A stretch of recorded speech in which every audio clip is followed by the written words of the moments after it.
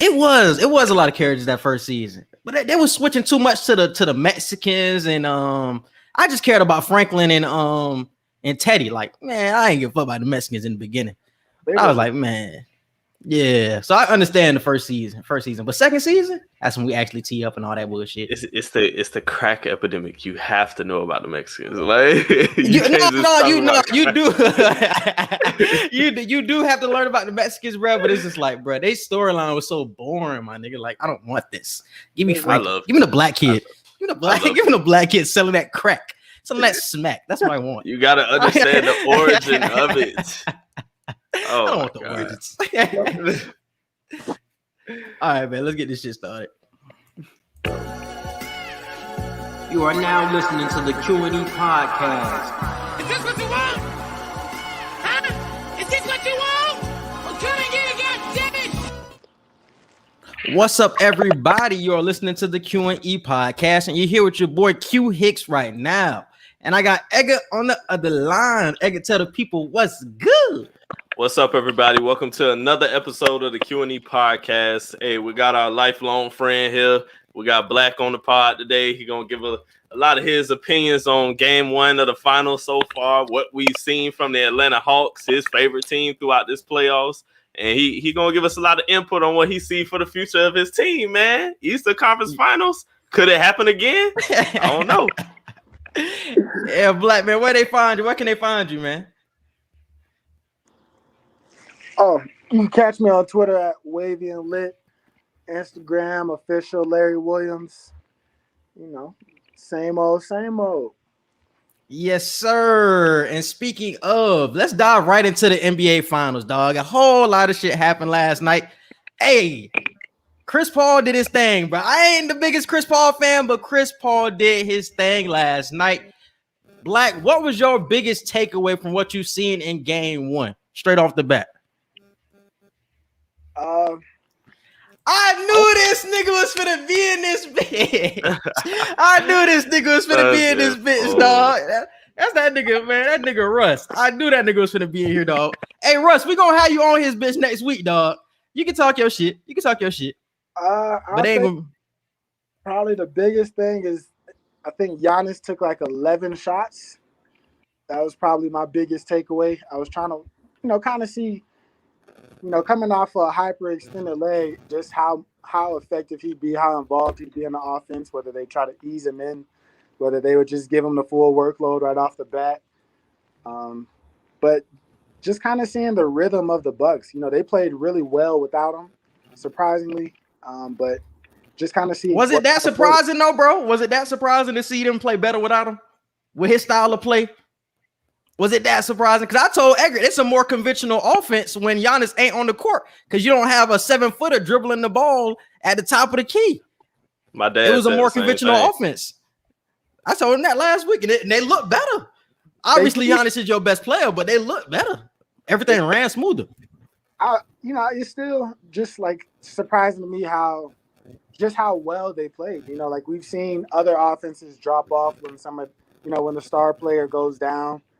And so just to see them play even better without Giannis was the biggest surprise consistently.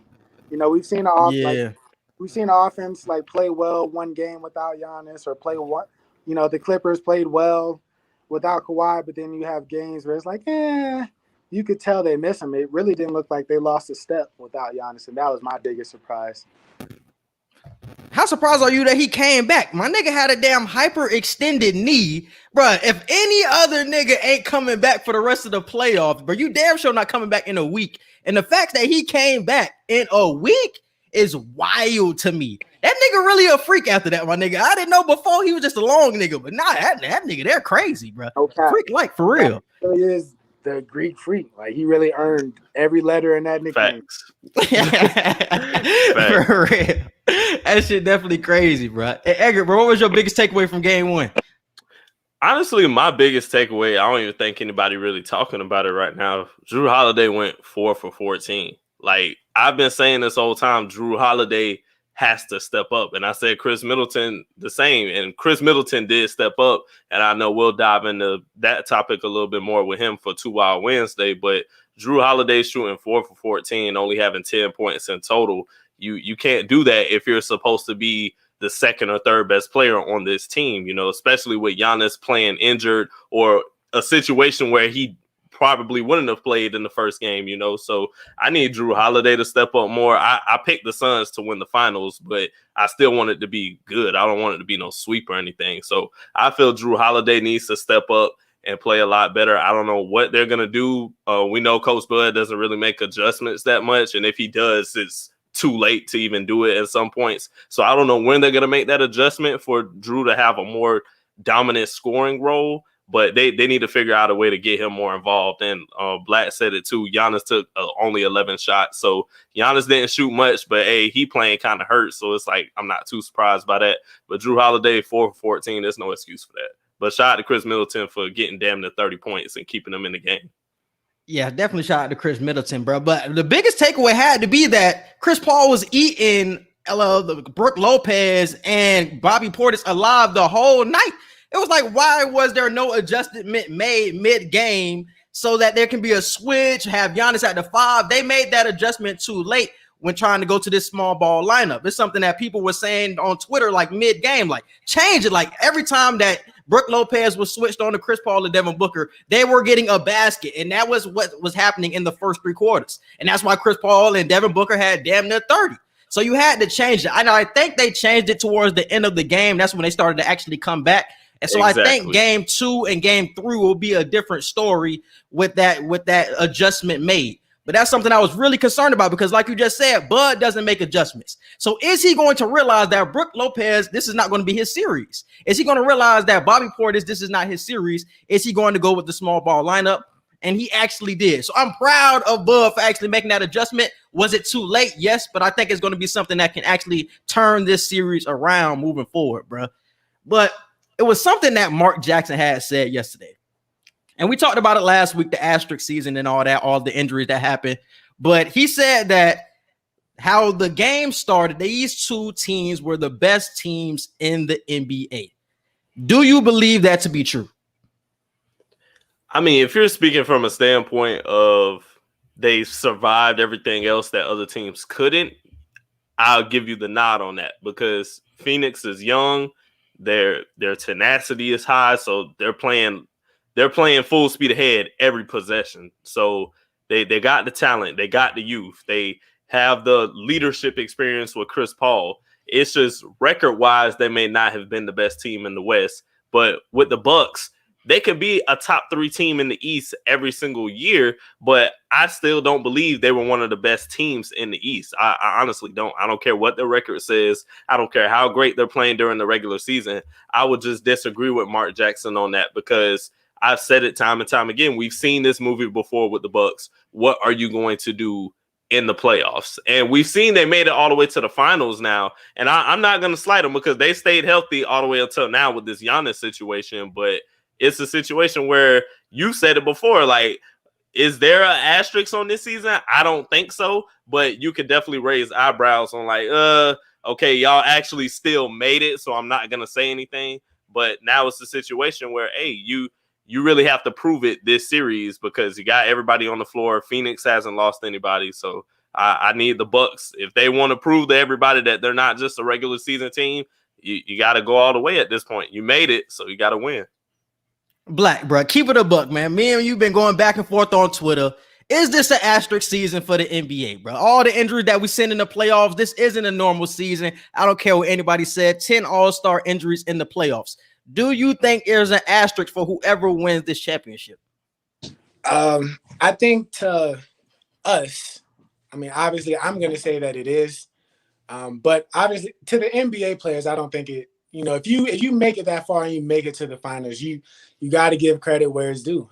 But if you think about it, like even last season, going into the bubble, having the season cut short, this season, you know, on a numerous back-to-backs, 10 all-stars injured, other players that aren't all-stars but play significant roles on their teams. You know, Dario Saric just tore his ACL. Trae Young is hurt. Just numerous injuries for key players on every team. It's hard to look at it and say, you know, that this isn't an asterisk, but at the same time, everybody's had to deal with it. So, you can't make excuses. I personally look at it as, if certain teams are a little bit healthier, this playoffs looks a hell of a lot different. Oh, for sure. I agree. I personally will put an asterisk to it, but I won't take that away from anybody that's accomplished what they've accomplished. You still have to go out and win, regardless of who you have on the floor. Like, it has to be you have to utilize the people that you have. But personally, it's like, how can you look at, a Lakers without AD and say, yeah, they would definitely lose to the Suns in 6? How can you look at, Kawhi and, the Clippers and say, nah, they're definitely not better than this Suns team? Look at a Joel Embiid on a torn ACL and say, and nah, like he did good, but he's like, I personally feel like it's a little bit of an asterisk season, regardless of who wins. But hey, you still won it. You still have to go out and do it. So For sure.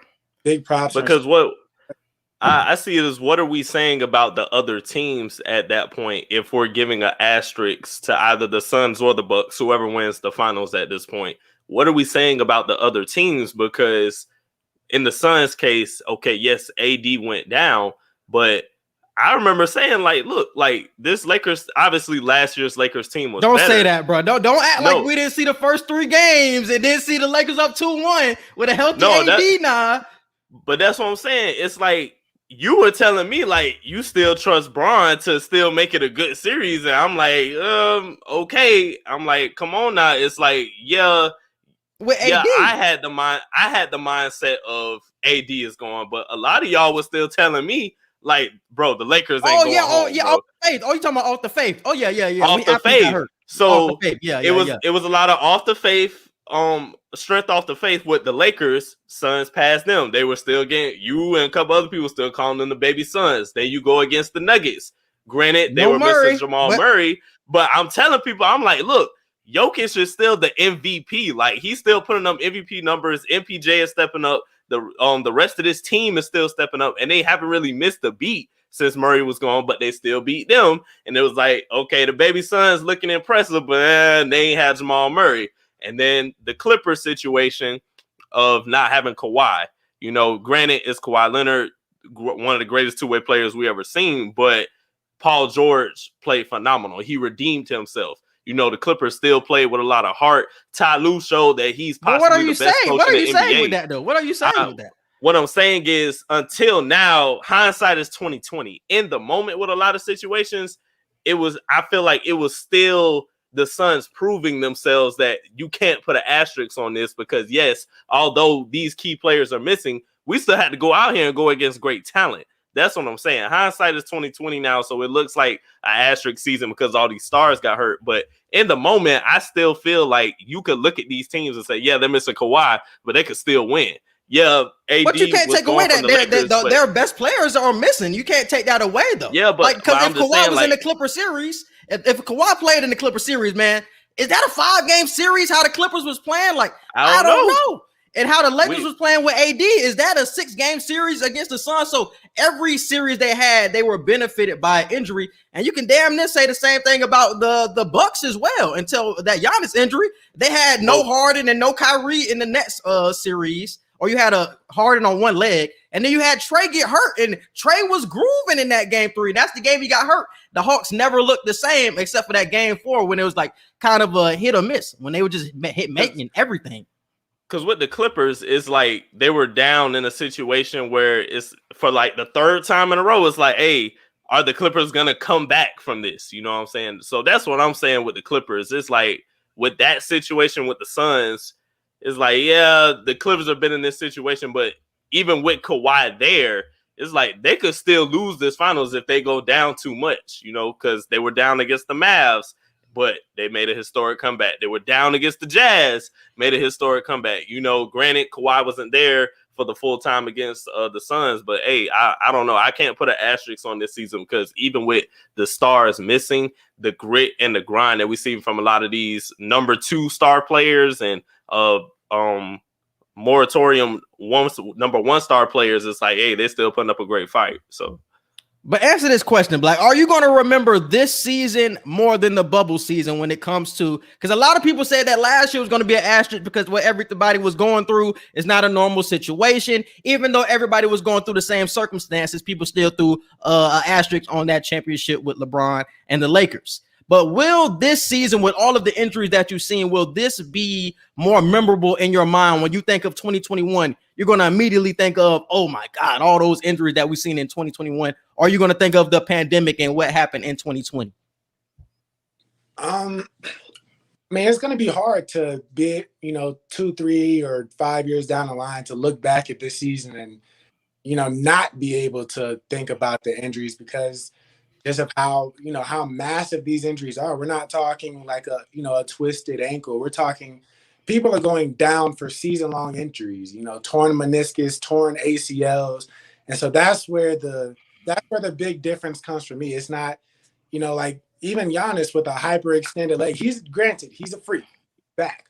But you look at most people that go down with hyperextensions, most people that, they don't come back from those type of injuries in the series. And so, like, it's going to be hard to really sit back and say, well, the Suns, they were just the better team on everybody if they win. Or if the Bucks win, it's going to be hard to look back and say, no, the Bucks just were the better team. And they against a full healthy team and beat a full healthy team because they were the better team. It's going to be hard for me to look back and say that. I mean, but, like Edgar said, at the end of the day, you still have to go win. But for sure. I'm still going to look back at this season and say, if AD is healthy, how does that affect this Suns run? If Kyrie and James Harden stays healthy, how does that affect the Bucks run? So, like, that's probably going to be the number one thing that stands out to me when I think back on the season in a few years. For sure. But how do you guys see the finals turning out? Y'all, who y'all rocking with? I still got and Suns. How many games? And how many games too? 5. I got Suns at 5. I said Suns at 5 before the series. Really? I did. That was the. I didn't think Giannis was gonna come back, so I say Suns at 6. I didn't think. But before the series started, I think I had said like Suns at 6. But after game 1, from what I seen, Suns at 5. They gonna make adjustments, bro. This ain't gonna be the same Bucks team that come out there, bro. But we already know they inconsistent though, because you don't know what you're gonna get from Drew and you don't know what you're gonna get from Middleton. So it's like kind of hit and miss with those players, bro. That's why I'm like, I don't know. But I got Suns at 6. I have the Bucks at 7, but Chris Paul and Devin Booker having a hell of a finals, just because the Suns have not seen a fully healthy team yet in this playoffs. And the Bucks, not saying that they are the same team, but the Suns are eerily similar to the Hawks. And they have great guards and an underrated big man who people wanted to write off, but is actually a really great big man. So, I mean, the Bucks have kind of seen what it's like to have to play that high pick and roll. I mean, granted, they didn't do it well last night, but terrible, like said, that's terrible. I think not. I don't think it's going to be the biggest of Coach Bud making adjustments. I think when it comes down to it, it's going to be Giannis, Drew Holiday, PJ Tucker saying, "Hey, we have to go out and play and make these adjustments because our coach sucks." So just like that.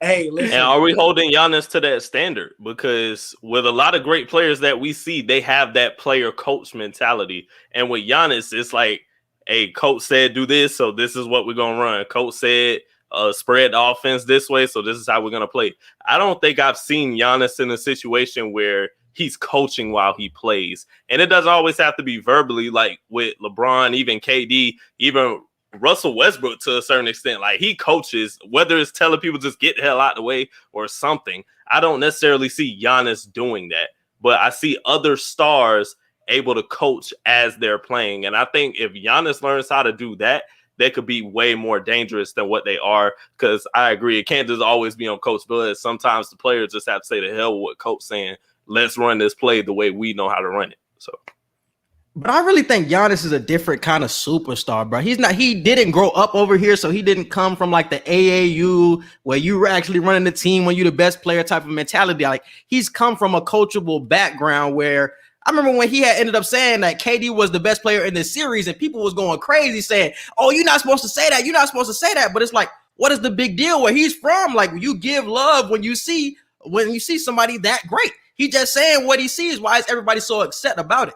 So I think he's just a different type of superstar when it comes to the mentality, bro. He doesn't see the game how everybody else and like the American-born players see it, bro. And I really think that's just how he grew up. So I think that's just how it is. I don't know if he will ever have that, oh, coach, shut the fuck up, let me do what the fuck I want to do. I don't think he will ever have that because that's not his background like most of these American-born players. So I don't know if he will ever get that. But I think he can still win, being that his team is still good enough to win. It's just on him to play up to the standard that we know him to play up to. But is he going to be at that level with this injury at this point? He wasn't as aggressive last night. He still made some freak-like plays, but is he going to be the Giannis that we know he can be? That still remains to be seen. So got to look out for sure. But let's move on to the Hawks, bro. We got Black on this the podcast to talk about the Hawks in the first place. First of all, tell us how surprised you were by that run, bro. Because don't cap. Don't cap. How far you seen the Hawks getting this season? How far you seen them getting this year? Honestly, I seen us losing in 6 games to Philly. Personally, like just playoff day 1 before we played game 1 of the Knicks. I said, honestly, this Knicks team isn't what people make it out to be. We're going to make it to the second round, and we're going down in either 5 or 6, but I'm cool with that. You know, it's a second round. Philly's been to the second round. Philly's a better team than us. Like, they have better defensive players.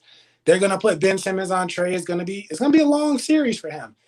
So to see them come out, just gentlemen sweep the Knicks, go into Philly, send them home in their building, and then just, you know, put up a real competitive, make it a competitive series in 6 games against the Bucks. I was beyond shocked and, you know, beyond excited.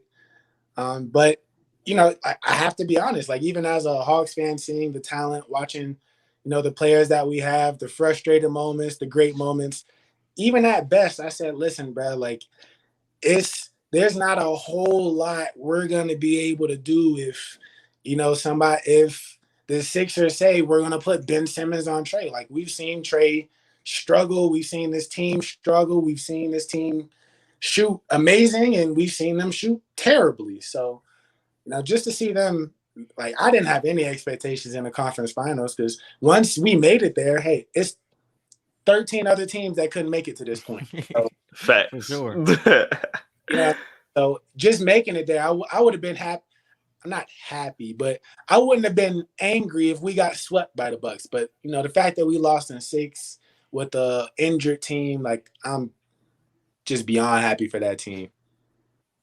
And how do you feel about somebody like a Cam Reddish? Because we're seeing in that closeout game 6, the boy looked like he gonna be something next year now. I don't know what I'm seeing, but I like what I'm seeing at the same time. So what do you see for somebody like a Cam Reddish in the young core that is with the Atlanta Hawks right now? You got Collins, Trey, Cam. You didn't even have Hunter.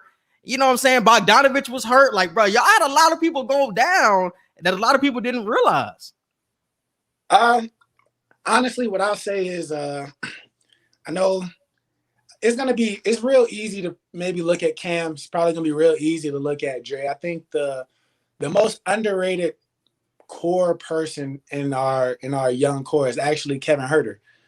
Don't get me wrong, like everybody that knows that's watched Cam Reddish, you know, if you know, you know, we saw the comparison. Right. We know what he's been in high school. We know, you know, he just went to college with Zion and RJ Barrett. So, you know, he went from number 1 option, possibly T-Mac to, hey, is this dude? Hey, is he like that for real? Yeah. So, I know Cam is be a stud and playing under a deep coach. I know he's great. Dre, you know, high floor. He doesn't have nearly the ceiling as of Cam. We all know what Trey can be. We've seen what Bogey can be, but I think like I said, Kevin to me is the core piece because at some point you have to get scoring off the bench. You have to have somebody that can make a play. You have to have somebody that when, a Cam isn't available, when a Dre isn't available, somebody that can go out there and guard, your second best player, your first best player. Being completely honest, I don't know why she can do it. But if you attack Trey every time down the court, you're getting a bucket.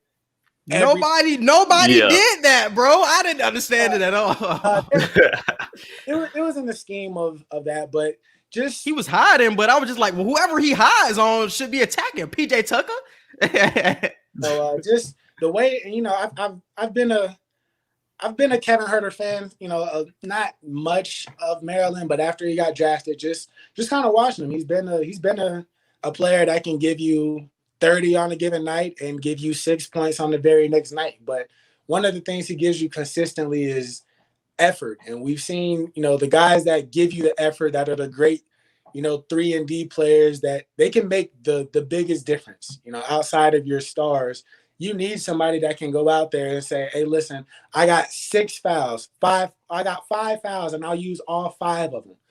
And that guy that says, hey, listen, he'll make some bonehead mistakes sometimes, but you just got to take it or leave it. And when you see him put up a 29-point performance, you have no choice. And when you see him give you 6 points and 7 assists, you're a little frustrated, but you say, hey, look, you got to take the good with the bad. So, I mean, granted, like I loved what I saw from Cam, and I think he'll probably be our third most important player next year, just because I feel like he'll be 6th man of the year candidate if he plays to where I know he can play. But I'm real hopeful for the young core. Hopefully they can stay together. It's gonna be tough. It's gonna be a lot of money to get paid. That's what I was worried about most, bro. Yeah. How everybody gonna get paid? I am personally on the sign and trade John Collins wave.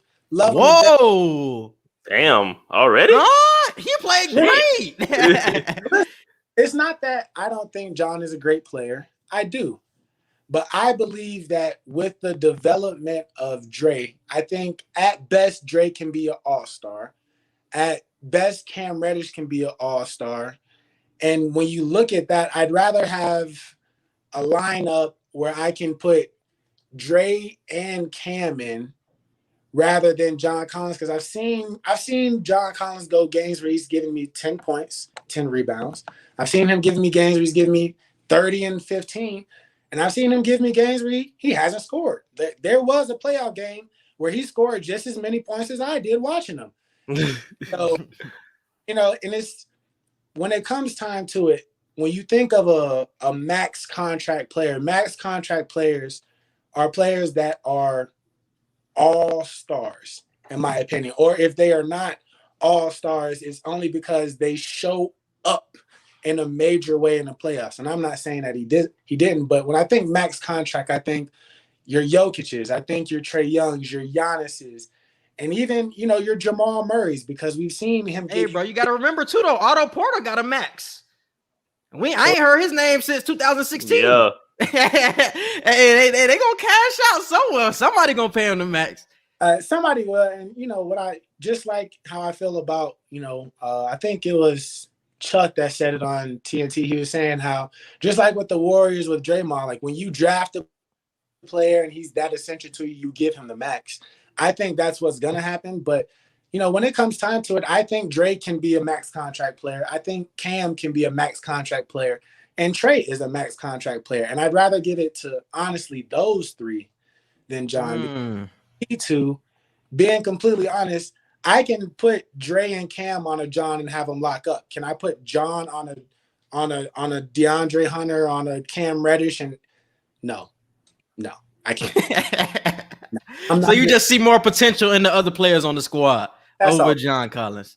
That makes sense. It makes sense, but I wouldn't put it in a situation where I would do a sign and trade with John Collins just yet. I would give it time still.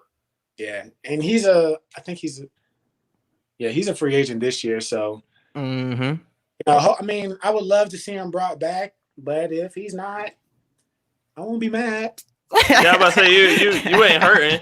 You ain't hurting, like you said. The potential is there. Plus, it'll give Cam Reddish a chance to step up into a better role and be able to show his talents even more. So, yeah, that's true. All right, man. Let's move on to the Rachel Nichols controversy, bro. A whole lot of shit happened this past weekend with Rachel Nichols, man. Let's play the audio clip. I got it right here. Hold on. Hey, instead of hosting the NBA Finals, why don't you do Doris' salary reporter job for the NBA Finals? Because guess what that would clear the way for?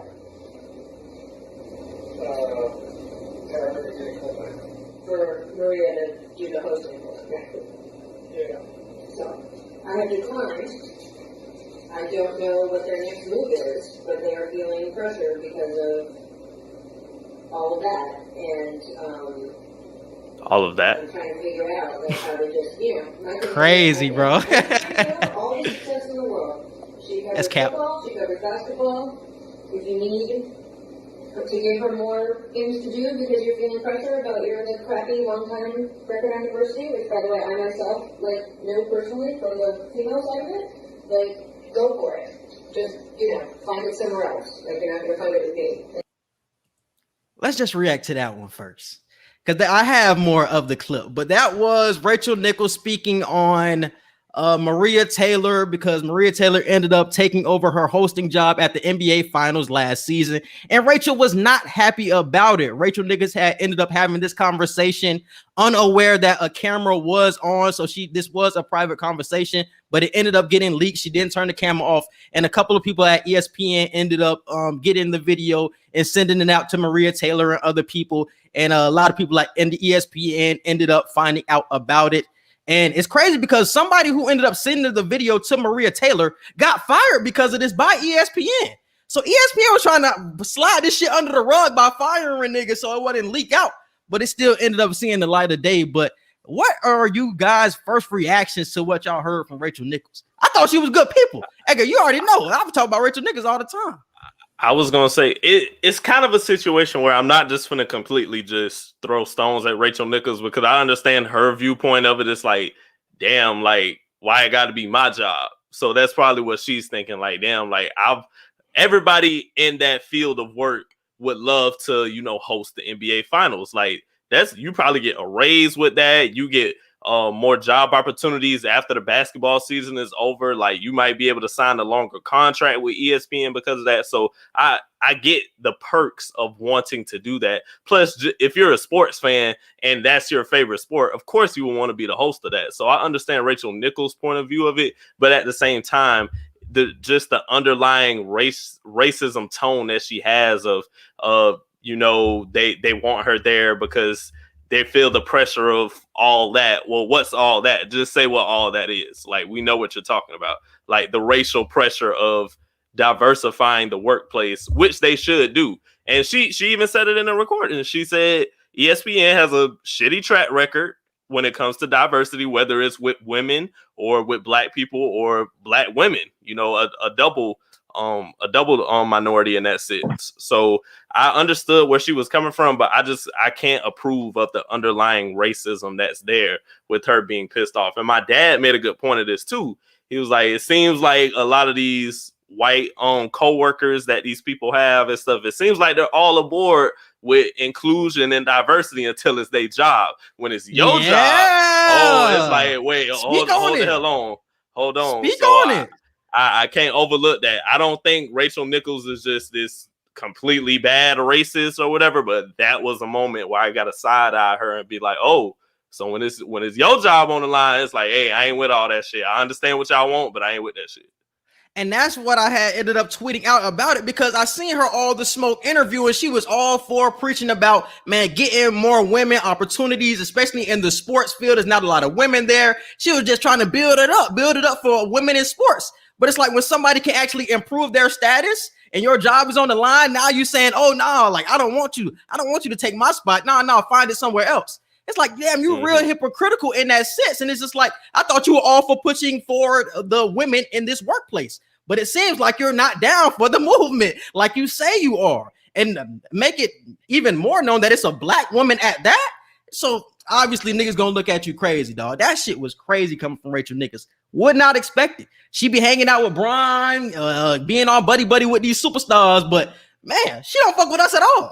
See that? If y'all niggas don't want my job, I'm on your ass. It's the underlying shit. It's the underlying shit. Black, bro, how you felt about it?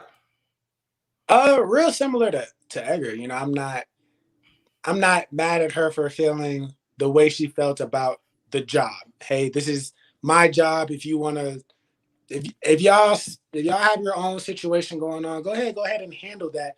But don't involve my job in whatever situation that you have. I understand that mentality of it. I don't like how she, like, the racist undertone of it. I don't like how she went about it. Like, if you're gonna go out of your way to speak on all that, then you either need to bring up all of that or don't bring it up at all. You know, you can't say, oh, well, all that, but I'm not going to talk about what all that is. So now that's just, and one of the things I thought was interesting, even I'm sure we'll get to it, is, you know, when she first, you know, her apology and just the first sentence she said when she was saying, you know, they say in journalism, don't be the story.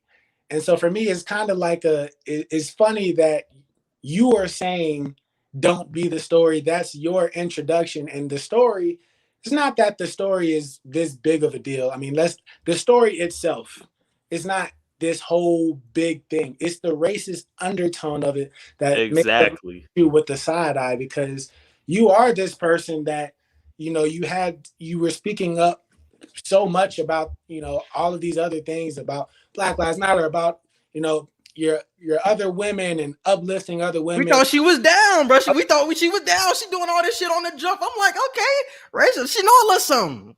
Exactly. And like you said, you know, this is your favorite sport. You're around the best basketball players in the world all the time. So, you know, majority of which are African Americans. So being around all of these different types of people, all of these different, you know, men, women of all these different ethnicities and races, and for you to, you know, have it almost seemed like blatantly racist for those of us that, you know, that knows. It's like, what do you mean, like, by that? Like, you might not, it seems insensitive that you of all people wouldn't know how this sounds.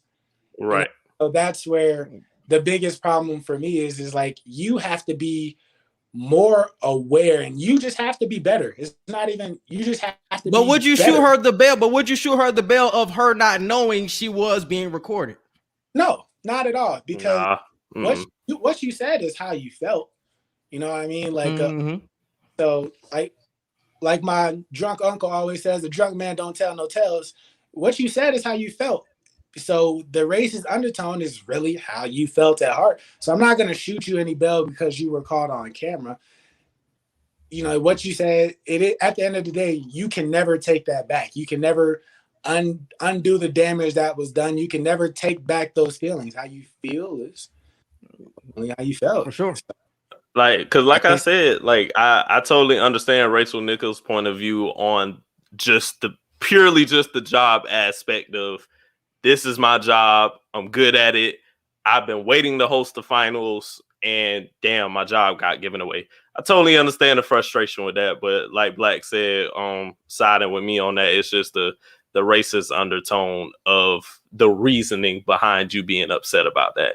If Rachel Nichols was just upset that her job got given to someone else, it wouldn't have been that big of a story, but it's the racial undertone. It's the fact that she said she got, it was the fact that she said she got the job because she was Black.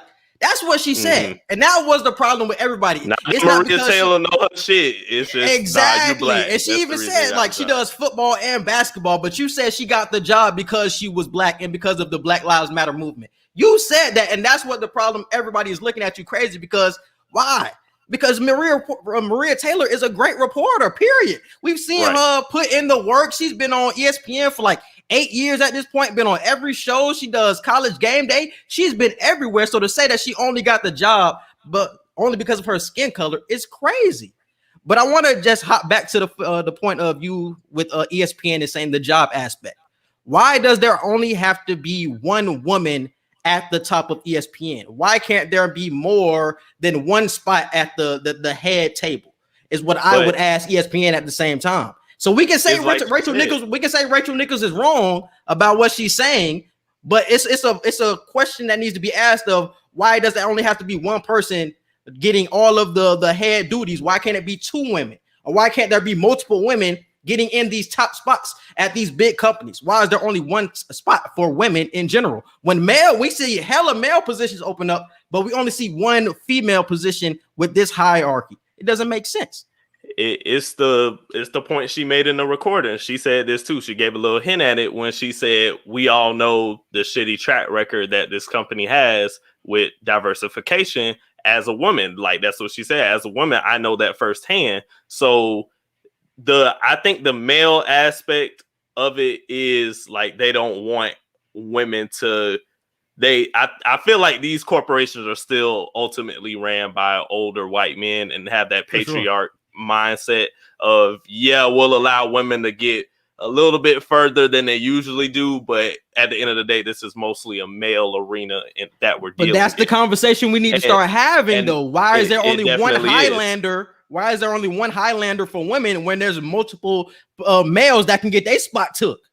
It could definitely it's a conversation that definitely needs to be had, but I'm glad we're at least getting one at the moment. It might be a couple years before we get 2 or 3, but right now we got one. I'm not saying let's just be happy with what we got, but it is a situation where let's be grateful for the slow stepping stones that we're getting, whether it's Maria Taylor, whether it's Doris Burke, whether it's Rachel Nichols, whether it's Candace Parker, or somebody, you know what I'm saying? So I feel like it. What's her name? Taylor Rooks. Whether it's any of them, whether it's 1, 2, or 3, let's be happy that we're making slow progress. But we just can't have situations like this with Rachel Nichols. I agree that ESPN, just like so many other of these major corporations, need to do better with diversification, whether it's race or sex. But if you gonna act like you with us, you got to be with us for real behind closed doors. Like, don't act like you with us when the camera's on and you live on TV and you want to, showboat that you're cool with all these players and stuff. But when it get down to the get down, you ain't with your job being given up. You know what I'm saying? So, see, that's why I high-key respect some white people that are so like on their side and are so out loud about some of their opinions. Like Tommy Lauren. Like, I hate Tommy Lauren ass. Like, she a Trump supporter. She can say all of that, but she gonna tell you how she feel about her side. Like, she right-winged, but she gonna tell you that I fuck with this side. But don't try to hide that you don't fuck with us. But then when you say something in public, like, oh no, I really fuck with y'all, this, that, the third, but behind closed doors, you saying something different. Say how you really feel.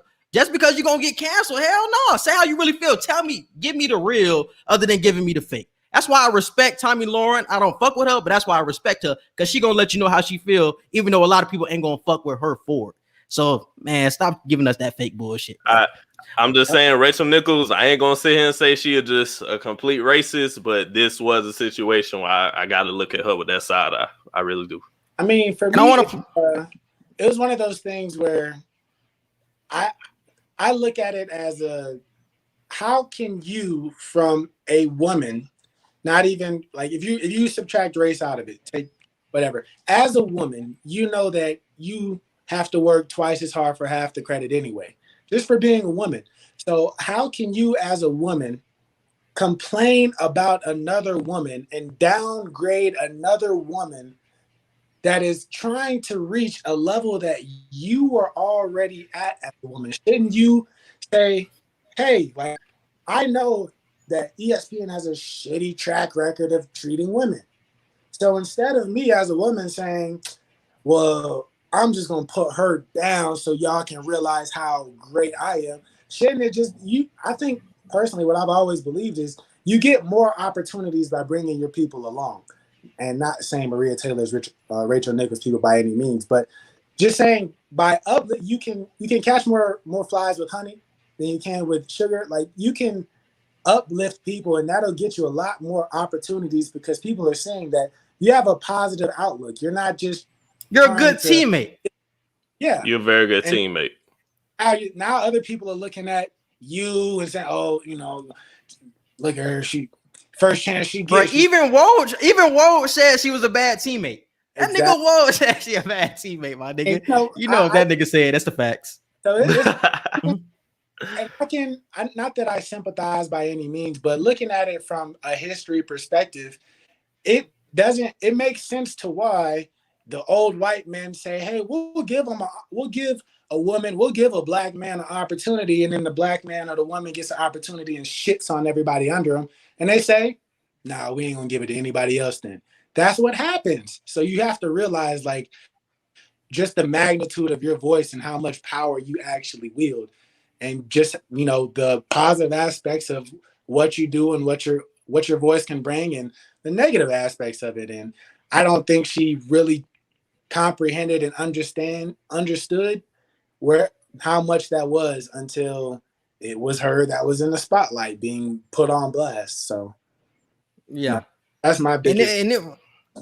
And it was even crazier that later in the conversation that both of them were talking about Black Lives Matter. I think the dude she was talking to ended up saying that, man, I'm exhausted about the Black Lives Matter and the Me Too movement. And she started laughing. I thought that was more worrisome than what she said about Maria Taylor. Cause I'm like, you laughing about the movement, and how are two white people exhausted over black problems? Like, because they tired of it, bro. Bro, they tired of black problems. We getting killed on a weekly basis, daily basis, but they tired though. They want us to shut up and stop complaining and just deal with whatever the fuck going on with us. That's what they want. They really want us to shut up and not be worried. They don't want us to be worried. They don't want us to be conscious. They don't want us to try to be proactive. They really just want us to shut the fuck up and just take whatever America give us. Cause that's how it's been forever. So the niggas trying to just go with the flow. So that shit was wild. That was even more wild than the Maria Taylor jump, bro. Niggas laughing over this shit. But let's move on. We got Rona in Tokyo, and they talking about they could possibly be banning spectators from the Olympics. We all know that the Olympics is such a big deal. It was canceled last year for Corona. So we could be looking at the Olympics still going on, but no fans. But the fans bring a lot to the Olympics in certain events. So how do you think not having fans with this Rona crisis going on in Tokyo right now will affect some of these teams? I'll let Black go first. I'll say this is the time where the best will shine. In my personal opinion, the people that truly loved what they do, love their art, love their job, and don't see it as a job. They see that they truly love what they do. I think this is the time when they will truly thrive. And it's, hey, no distractions. I can just focus in, zero in on my specific event, being the best that I can be in the Olympics, and trying to walk away with, the best possible outcome. I think those would be the people that shine compared to the people that, feed off the energy of the crowd. I mean, don't get me wrong. Energy of fans is not something ever be matched. You can't replicate it. You can't make it. But just, I think the momentum of it definitely carries certain people a little bit further than they normally would.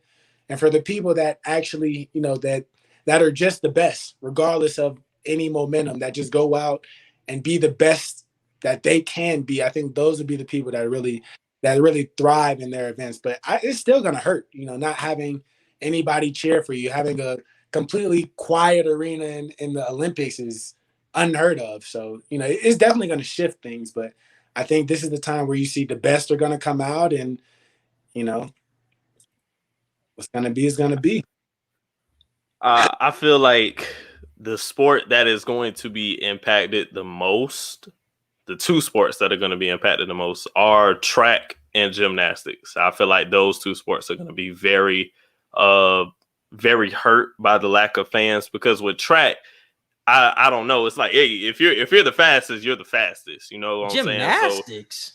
I feel like gymnastics, that's going to play a big part, because especially like with those floor routines that these gymnasts do, like the crowd hyping you up as you're doing your dance routine. They be like, yeah, like, yeah, you do you almost missed that. You do a double somersault or whatever, or something like that, and you make it. Like, you're attempting moves that are damn near impossible for the other competitors to do. Like, not saying that Simone Biles will be in trouble because she doesn't have fans, but I'm sure fans play a huge part in how amazing she does her routine. The same with a lot of other athletes who do gymnastics, like on the balance beams and whatnot. So I feel like that's a sport that'll definitely miss their fans. Granted, they'll be able to focus a little bit more, but when it comes to the floor routines, I feel gymnastics will get hit a lot with not having the fans. And then with track, especially the 100 meters or the 4x1, like fans play a huge part in that, in my opinion. I think basketball, bro, because I agree with what Black said, that when you have a crowd, these teams that you really don't expect to go far end up going further because of the crowd is pushing them, and they are giving the teams that are the underdogs energy to move forward and beat these favorite matchups. Like somebody like a Nigeria who has a lot of fans and have a lot of NBA players on their team could be pushed forward just because of the fans in the arena. But not having fans, not having that extra boost might just have you stopping shorter than you really expected. Like you might lose to a Lithuania, you might lose to an Argentina, but if you had fans in there, I feel like a Nigeria could have made a run. A Slovenia with Luka, I think their fans would have been crazy. Like I feel like teams like that would have made runs if they actually had fans. I think the USA would have did what the USA does, but the underdog teams would have actually been boosted up if they actually had fans in there. So I think that's something that really, really hurts them. And Eggert, bro, moving to track, we got no Shakira in the Olympics. So it's funny because we found out last week, but we didn't talk about it, but we found out last week that Shakira might be suspended for the Olympics because she ended up smoking weed and she ended up getting a positive test. We didn't talk about it, but it was something that was being talked about. Now we're finding out that she's not even going to be in the Olympics. She wasn't even selected type shit. So what are you guys' first reaction to this shit? And is this the Shakira curse for the Olympics to have no fans? I don't know, man. I feel like we'll get to it on 2 Hour Wednesday, but I'm gonna just go ahead and say how I feel on it now. I feel by the next Summer Olympics, which will be in 2024 in Paris, if I'm not mistaken, by then they need to amend that and just completely stop testing these athletes for weed, because weed is not a performance enhancer. It's not a body enhancer in any type of way. So, and she was using it I'm not saying people should resort to drugs or whatever to calm themselves, but she lost her mother and that was her coping mechanism. So it's not like she was just smoking weed, just like, yeah, I know I got to qualify for this event, but I'm going to smoke this bud. It's like, no, like I'm dealing with a traumatic experience. Yes, y'all seeing me dominate on the track right now, and I have a smile on my face in front of these cameras, but I'm dealing with a lot of pain. So I feel athletes who are doing marijuana, I don't feel like they should be tested for that and disqualified for that, because we had hope that she was going to be able to at least do the relays, even if she couldn't do the 100 meter. But then it came out a couple days ago that she can't even do the relays. She's just completely out of the Olympics. It's like, damn, bro. It's like no shade to none of the other great black runners that we're going to see, both male and female. It's just Shakira just had the wave. She was the one that was like Usain Bolt had the wave. Yeah, we want to see all of y'all. We want to see Tyson Gay. We want to see all these other runners, but we really looking at Usain Bolt. That's what Shakira Richardson was. So I feel her not being out, I feel like it's a curse for the Olympics with this COVID situation, because it's like, hey, if Shakira ain't going to be in it, y'all might as well not even have no spectators. So it's funny how God have everything work out like that. Black. Definitely. I mean, I definitely think, you suspending somebody that, like you said, it's not a performance enhancer. It literally hurts you, actually, especially if it doesn't do it for you. It regresses, it doesn't progress you. It's not crack. It's not speed. So it's not crack doesn't progress you either. Crack progresses you, but you said it like crack, it just automatically. Like it was some regular shit. They said crack like it was a regular shit. Like he just did that shit earlier today. I mean, but, hey, well, you take a good sniff of that nice pipe. It's not one of those. It wasn't like she was taking steroids or anything like that, and it wasn't just like she was out here regular old pothead just smoking it up. Like, she's dealing with a traumatic experience and a hard time. Like, let's not forget that we're not, like, COVID's not over. Like, it's been a traumatic 2020, a traumatic 2021 for everyone in their own right. And everybody has their own different coping mechanisms of it. So, for them to go out and suspend her and then all of a sudden, it's definitely not a coincidence to me, just to see that, now that she's not here, you're possibly not going to have any fans. Like, it's definitely a Shakira curse. And like you said, like, there were people that, even the common fan that just doesn't know anybody of the Olympics, like the regular old, my auntie doesn't know anybody in the Olympics. But I know when I go to her house, she's rooting for anybody Black.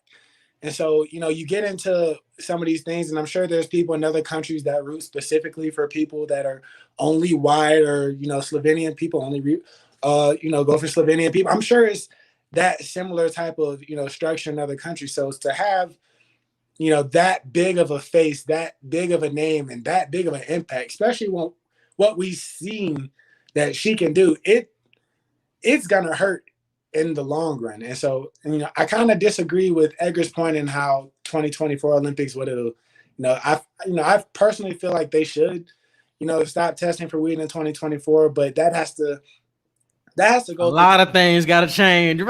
A lot of things got to change. So many different old heads, so many different people that have to change their view. And I don't think the world is moving fast enough at that pace that by 2024 it'll be gone. I think we'll see it gone by our lifetime, probably, hopefully within the next, 12 to 16 years. But it's just a real unfortunate situation because she brought the hype. There was a lot of people that, the common fan that just might have just seen her name, might have just seen her highlight. And it was like, what, this is somebody that, I personally didn't know her. I didn't watch when she raced, but I watched the interview that she had.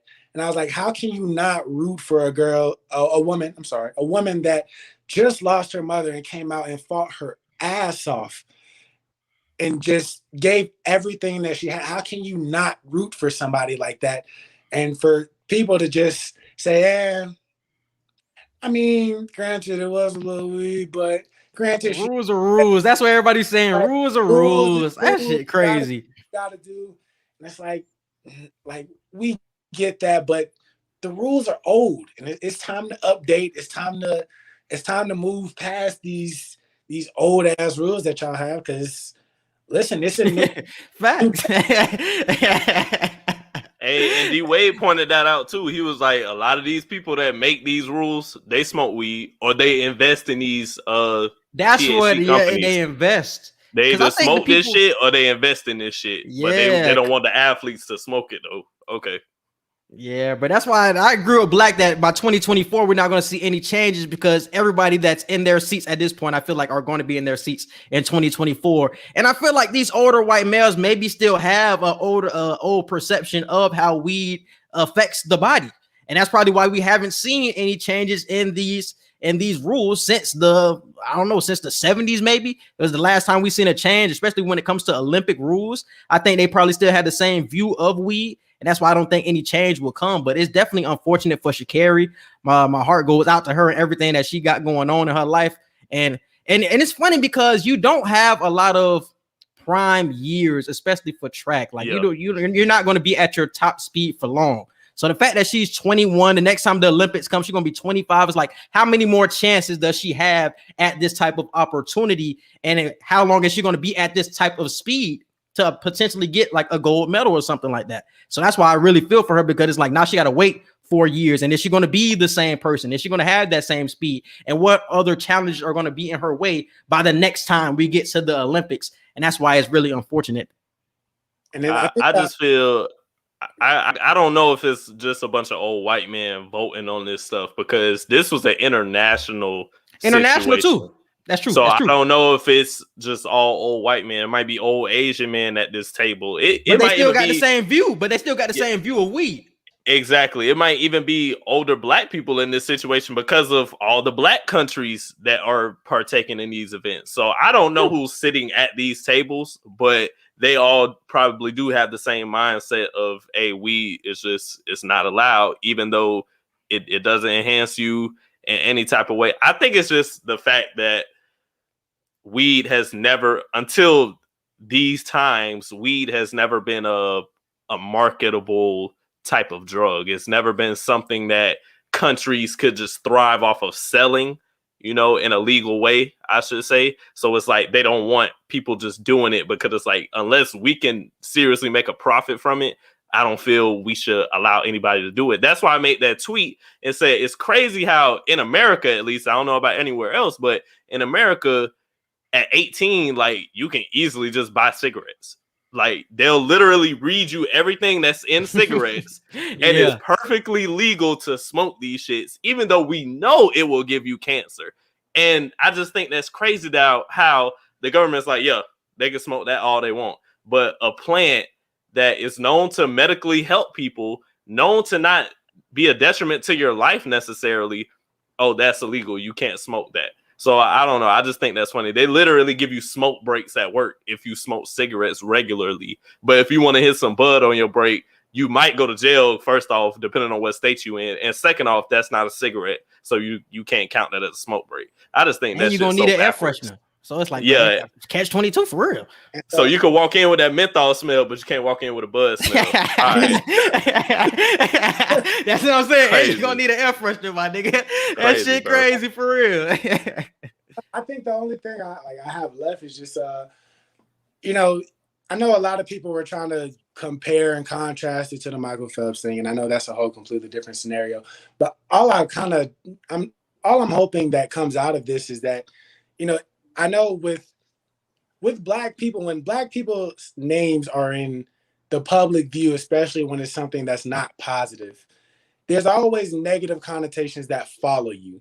And so I just hope that that they don't try to use these negative connotations to punish, you know, the future generations or the next group, or they say, hey, in the next 2024 Olympics, we're going to drug test every week, or we're going to test for certain specific things, or we're going to make them do more because of the previous Olympics. I hope that they don't try to just bear down on, you know, just because of one specific, and, you know, I don't think they will, because I don't believe they did it after the Michael Phelps scenario, but we've seen how, you know, Black people always seem to set the standard of whenever something happens to us, now we have to put a new rule in place, or now we have to adjust, or we have to switch, you know, we can't level the playing field. We have to adjust it even more. So I'm just hoping that, you know, this is one of those things that, hey, what's done is done now. You know, it's solved.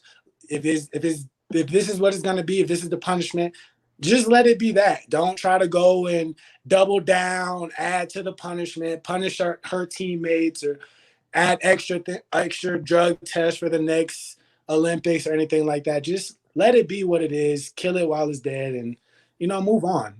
That's the only thing I'm hoping comes out of this, instead of them trying to drag it on and make it worse for the next gen. Because like you said, hey, like you're not – track is like – it's not like – you know, other sports where you can play it until you're 40 or you're 50 years old. You're not in your prime for 10, 15 years running track or doing these types of things. So, you know, adding those types extra punishments for people that are, you know, in their prime just doesn't, you know, it doesn't do anything for anybody, in my personal opinion. So I'm just hoping that, you know, now that it's done, it's done.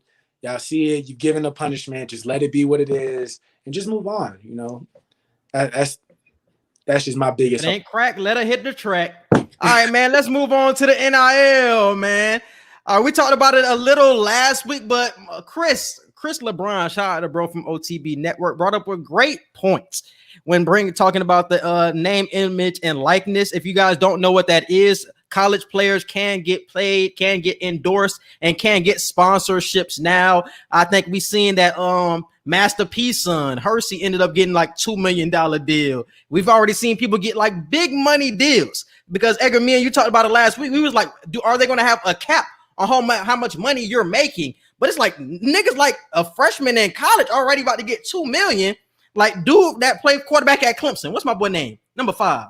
DJ, you something. Start with a U. Yeah. DJ U that played for Clemson. This dude probably gonna get like double-digit millions, because he's gonna be the number 1 pick probably in a couple of years. So he could be like in the double-digit millions next year if we looking at this sponsorships and endorsements. So these boys is getting paid out here, man. So congratulations. But this brings up the question of, will players stay in school longer because of this and not risk going into the draft and maybe not getting drafted? Will they stay in school even longer? Black, what are your feelings on this? I feel for like you said, the top prospects, the top draft, the guys that know they're going first round, top 10, the lottery players in any sport, those aren't this money's not going to change anything for them. I feel like for those players is, hey, I'm making $10 million now. I know when I get to the league, I'm gonna make even more because, that's just what it is.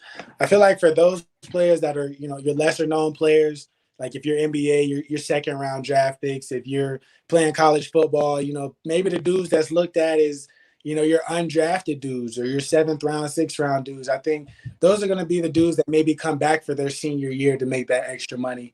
Or even your baseball players, I feel like those are going to be the guys more than your top draft picks that are projected to be like your Spencer Rattlers or players like that. I don't feel like those are going to be the guys that are going to stay longer to make. I feel like it's going to be the guys that, that are these late afterthoughts, for lack of a better term, that are going to stay in just because, hey, listen, I don't know if I'm going to the league and I'm making $2 million in college. So, if I can make an extra $1 million in my senior year and then try to get drafted, cool. If I don't, great. If I do, even better. So that's how I kind of feel like it'll shape the college experience for the NIL. I ain't gonna lie, I feel the exact opposite. I feel like this will encourage. I feel the exact opposite. I feel like it will encourage the top players to stay in college longer, because if you do, there are some college athletes that do 3 years and they get their degree in those 3 years, but then there are some that do 3 years and they don't get their college degree before they go to the league. So I feel if you're let's say you are a top 10 player in college football and you're making like $6-7 million off of endorsements, I don't think you're in that much of a rush to go to the NFL, because the money you're making off of endorsements while you're in college is bigger than that rookie contract that you're going to get. So other than just saying, I'm finally in the league, what are you really benefiting from going to the NFL sooner than just staying that extra year? I feel this is going to be a big incentive to influence the student athletes to stay in school longer and get that degree. Just do that one extra year, because if you're making even like $600,000-$700,000, like if you're making that and you're a senior and you're a second or third year or whatever, that's going to encourage you to be like, hey, I'm already making money, especially if you get like financial advisors or anything like that to help you with your money, which is what these players should do. And I feel like that's what some of these sponsorships should do. They should offer financial consultants for these young athletes. I feel like that should drive you to say, hey, I might as well finish school. Shit, I can go if I know I'm going to the league, whether I leave early or later, why not just get my degree and go later while I can still just make a bunch of money now in college and just go to class? I feel like that's what it'll be. But a lot of players aren't going to be making these multi-million-dollar deals, and that's the thing. Like, most of these players are going to get, like, I think tens of thousands. Like, I think if you're in like the upper echelon type of players, I think that's when you'll actually get paid. But like the second round draft picks, I don't know if they're going to get paid the same as what we're talking about with the Clemson's quarterback, Spencer Rattler, Bryce Young. I don't know if they're going to get paid the same as those players. So if you're getting maybe $100,000 and you're looking at the NFL and like, would I rather jump or would I rather stay? It's like, it's a tough decision, but I think they would still rather take that leap than come back to school. I don't think everybody is going to be making these multi-millions like we've seen with Master P son, and like we're going to see these upper echelon quarterbacks. I don't think it's going to be like that for everybody. I think those are a select few that get paid like that, but not everybody. So I think it'll be a tougher decision. I agree that it does help with it somewhat. I don't know how much it will affect it, but I think it will help, because some of the players that are in between going and staying that are not really ready for the league can still have something to fall back on at the end of the day. It's like, just because I don't go to the league, like I can't support my family. because enough money that I'm getting from this endorsement check could still be enough to feed my family. So I don't have to rush the process. And that's the good thing of paying these players, because a lot of these players, when they're not ready, they're freshmen, they had a solid year and their stock isn't the same as they thought it was. They still go to the draft and they maybe get undrafted just because they want to support their family. They're trying to provide for their family. But now you have this money in the back of your pocket. It's just like, I can actually think about it more and say, actually, I can actually feed my family with this. I'm actually cool. I'm gonna build my stock my next year and then go to the draft. So you will definitely develop more if you just calm down and actually think about your decision. It won't be a lot of rushed processes like we've seen in past years. You guys have anything else on that? I totally agree. Like I said, I feel like if they aren't doing it now, they need to. These sponsorships that are coming out to these players and stuff, like whether you're Nike, whether you're fucking Go-Gurt, I don't know, whoever is sponsoring you as a Go-Gurt student definitely athlete, passing out that check.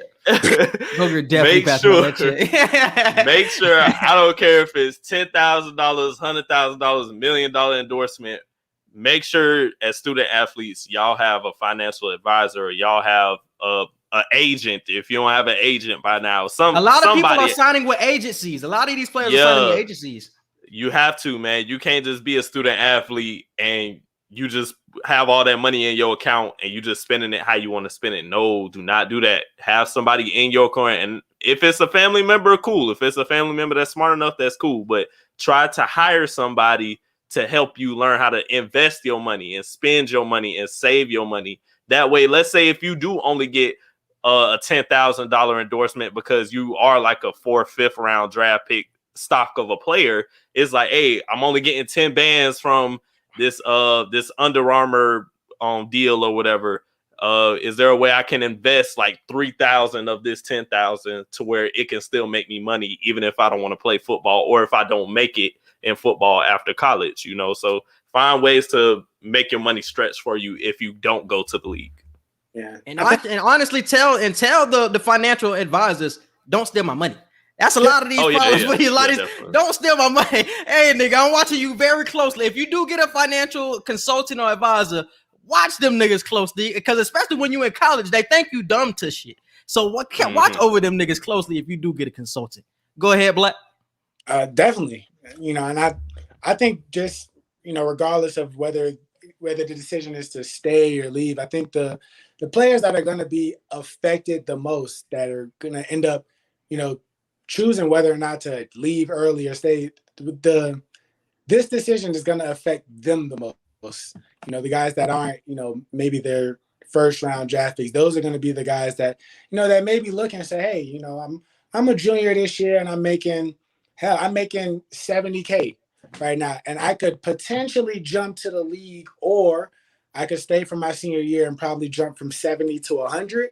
Like, those are going to be the guys that, in my personal opinion, going to be affected the most on whether or not they stay or leave. Because I feel like if you're one of those guys and you're like kind of locked into that, you know, that first round, and people are like hyping you up, like, yo, you know, you could probably win a Heisman next year. You know, you could be a top 5 pick. Yeah. Those aren't going to be the guys that are going to sit back and spend too much time saying, y'all think I should stay for my senior year. Those are going to be the guys that say, hey, listen, I'm making the money now, cool. But I know I want to get to the league, and, you know, being a number 1 draft pick is going to make me a lot more money than, you know, but I feel like those, you know, those 4th, 5th round guys are going to be the ones that actually affected, because like you said, you're providing, you know, you can bring money in compared to just having to risk your whole career to leave and potentially go to the league. Now you can actually provide for, you know, your family, your children, your whoever. And so that decision, you know, along with, you know, like I said, that's where it comes to really important to know who your financial advisors are, invest in the right ones. You know, I don't know how it needs to be, but I wish and hope that there becomes some sort of system in place or something where people that are, you know, these professional athletes can at least give some sort of guidance to these college players to say, hey, for sure. You know, like, they're the kind of, you know, these are the kind of agencies I would look to, or these are the kind of people I could refer you to, rather than just than these college players trying to go out and figure it out for themselves, because you are a student athlete.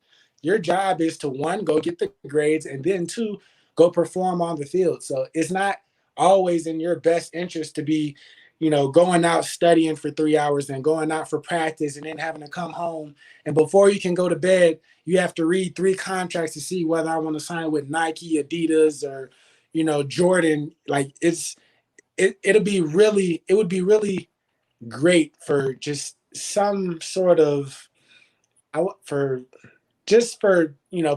maybe professional athletes or professional agencies, just for somebody to be able to look out for these college players, just so they don't get taken advantage of, because we've seen it happen so often. And the last thing I'd want is for people to just be able to start touching some real money, and before you know it, you get to the league broke because your agent done finesse you out of everything. So now you don't have a choice but to go. So crazy as fuck, bro. That these college athletes don't get it taken advantage of. These agencies don't take advantage of these young men and women, and that it can become the positive thing that it needs to become, and not just this thing where it can get really ugly. And I just hope that it doesn't come to that. Yes, sir. All right, man. Let's move on to Too Wild Wednesday. Edgar, what we got for this week? First poll: the Atlanta Hawks will be back in the Eastern Conference Finals next season. Too wild or not too wild? Black. Not too wild. I don't see it as the most likely, but if you can, like I say, it's a matter of building your team, keeping your team together, and we have a nice young core. Just got to pull and plug some pieces, but it's tough. Milwaukee's still tough. Philly's going to be healthy next year. Brooklyn's potentially going to be healthy next year. It's never going to be easy to get to the conference finals. The Heat too. I was about to say. Of course, don't forget about this bitch. You can't just write anybody off in the National Basketball League. So right, it's not they made it this year, so it's not a stretch. It's not wild to say that they can make it next year, but they still got to go out and do it. So I agree, not too wild. Too wild. You say too wild? Too wild. Somebody made a very great point about young teams making it far in the playoffs. How we rarely see them get back to this point, because the mentality of a young team is usually we'll be back. But most of the time, you'll never get back as soon as you think you are. You don't get back until later in your career. And I think it will be something with the Hawks. It will be something like that with the Hawks as well, because you still got to go through the Nets. You still got to go through the Celtics. You still got to go through all these teams that Black mentioned before. And the pieces are going to break off as well when it comes to free agency and things like that. I don't see everything sticking together, because I'm somebody who's seen this firsthand. I thought the Panthers, after they got to the Super Bowl, I thought we was going to be right back. I thought we young enough. We got the quarterback. We got everything. Nigga, we ain't snipped the Super Bowl again. So I think with the young teams, it's the same thing. Like, you think you're going to be right back, but it never happens that way. So I think it's going to be the same thing with the Hawks. So too wild. I agree with Black. I say not too wild. Although you made a lot of great points with the naivety of youth. I feel the strength of youth and just the perseverance and restlessness of youth and talent on top of that is going to continue to push them. I feel like they can still do great things depending on where they're seated. I feel like where they're seated is going to be the biggest factor. If they're seated like how they were this year, to where they don't have to face a Brooklyn like in the second round or something like that, I feel like it's very possible that Atlanta could get back to the conference finals, So I say not too wild. Do I see it happening? Probably not when everybody's back healthy, but I don't think that's too wild to say. But most people agree with you, Quincy. It's too wild. 58% winning that. Next one. Chris Paul will win a finals MVP with the Suns, then go to the Knicks next season. Too wild or not too wild? Too wild. I picked too wild. And it's funny because I picked too wild because of the finals MVP. I don't think he wins finals MVP, but I think he goes to the Knicks next year, though. I think he goes to the Knicks next year. I think he's going to pull a Kawhi. I think he's going to win and then go where the most money will be at. The Knicks is going to throw him a bag. I think the Suns going to throw him a bag too, but he wants a long-term deal, and he's already 36. As nobody else is making that decision other than the Knicks. James Jones is smarter than that. James Jones is going to try to pay him something like 2 to 3 years. It's going to be big money, but not as long term as something like the Knicks would throw him. So I think he win a champion this year, and then he go out there and get that bag from the Knicks. But I say too wild because I don't think he winning the Finals MVP. I think Book win the Finals MVP. I say too wild because I don't think anybody big name, especially trying to end their career somewhere, is just going to volunteer to go to the Knicks. Yeah, let me end my career here. When I hit 40, this is where I want to end it all. Madison Square Garden. Nah. His old agent does. I think he's the president, Leon Rose. I think that's his old agent. So his old agent is definitely the president of the Knicks. What you think?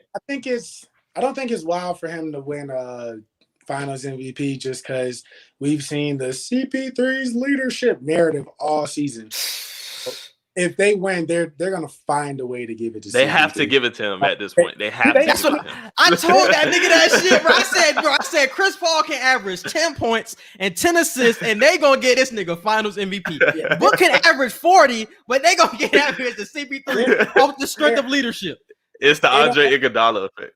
Right. It doesn't matter if Book averages 40, has 20 and 20, and Mikal Bridges gives you 10 steals a game. They're going to give the Finals MVP to CP3. I think what makes it too wild is, like Edgar said, I don't think anybody that's 36. Y'all niggas don't believe in the Knicks after this run? If I'm Chris Paul, I'm not in it. I'd rather go to the Hornets. I would rather end my career with the Hornets because that's where I started before I just go to the Knicks and then my shit there. Madison Square isn't drawing your attention? It's not that. I've seen we've all seen what the Knicks can do just making it to the playoffs this year. But the Knicks are a more popular, depending on who you ask, are a more popular franchise. But I don't think that the Knicks are built for CP3 and like a comparison of how the Lakers built around LeBron. Like they gave LeBron whatever they wanted in Los Angeles. I don't think truly after you give the bag to CP3 as a 36-year-old on a long-term deal that you're just going to say, hey, listen, even though you're pushing 37 at that point, you have a max deal. The franchise is in your hands, CP3. Whatever you want, we're going to give to you. I think it's not happening. It's like the Knicks would do it. The one franchise that's willing to do it would be the Knicks because they so desperate. They're like, bro, we willing to give you anything. We'll give you the bag. We'll give you damn ownership. Nigga, what you want? Hey, forget this great season that we had with all this youth. Let's just build around this guy. 37-year-old Chris Paul. I like it. I definitely like it. It's the future of the Knicks. Hey, when he's 42, he's going to be all NBA. 42 all NBA Chris Paul. I see it now. Too Wild is winning that poll 56%, by the way. Hey, that poll pretty close though. Yeah, that's close. Yeah. Let me see what the comments on this say. People saying D-Book gonna get Finals MVP. MVP part is not too wild. The Knicks part is. I totally agree. All right, next one. Chris Middleton is the best Bucks player. Too wild or not too wild? Overall, silence is key. I'm about to say, are we all thinking the same thing here? Hey, silence is the key. If we're talking, I said not too wild. I've been on Chris Middleton bandwagon since the damn season started. So I'm saying not too wild. I'm waiting on y'all. It's not too wild to me just because, like, when it's not just this. This playoffs, I've kind of been watching Chris Middleton for, I'll say, the past 2.5 seasons, not too long. Right. The few absences, it's not a whole lot, but from the few absences I've seen where it's been a Chris Middleton and Giannis just hasn't played, or he's a DNP, or he's load managing or whatever. Chris.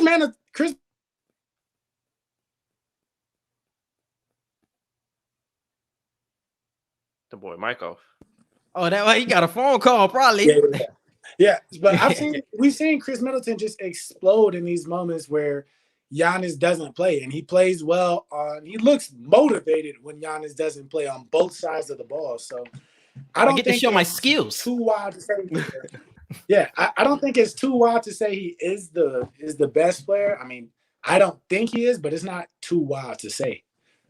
I think it's too wild. I think consistency is the biggest thing with Chris Middleton. And Giannis could be a big factor in that. Giannis being on the court, like I said, it's not a conventional offense when you're playing with somebody like Giannis. But Giannis is consistently giving you 30, 15, some crazy blocks. Like that's the best player, especially on both ends of the floor. I still have to say Giannis. I think Chris Middleton is the most important. Because I think when Chris Middleton plays well, they usually win games. Last night was an outlier because Giannis really wasn't playing up to snuff. But I think usually when he plays well, they win games. I think he's the most important, but I can't say he's the best player. And most people agree with you on that. Two Wilders winning that poll 69%.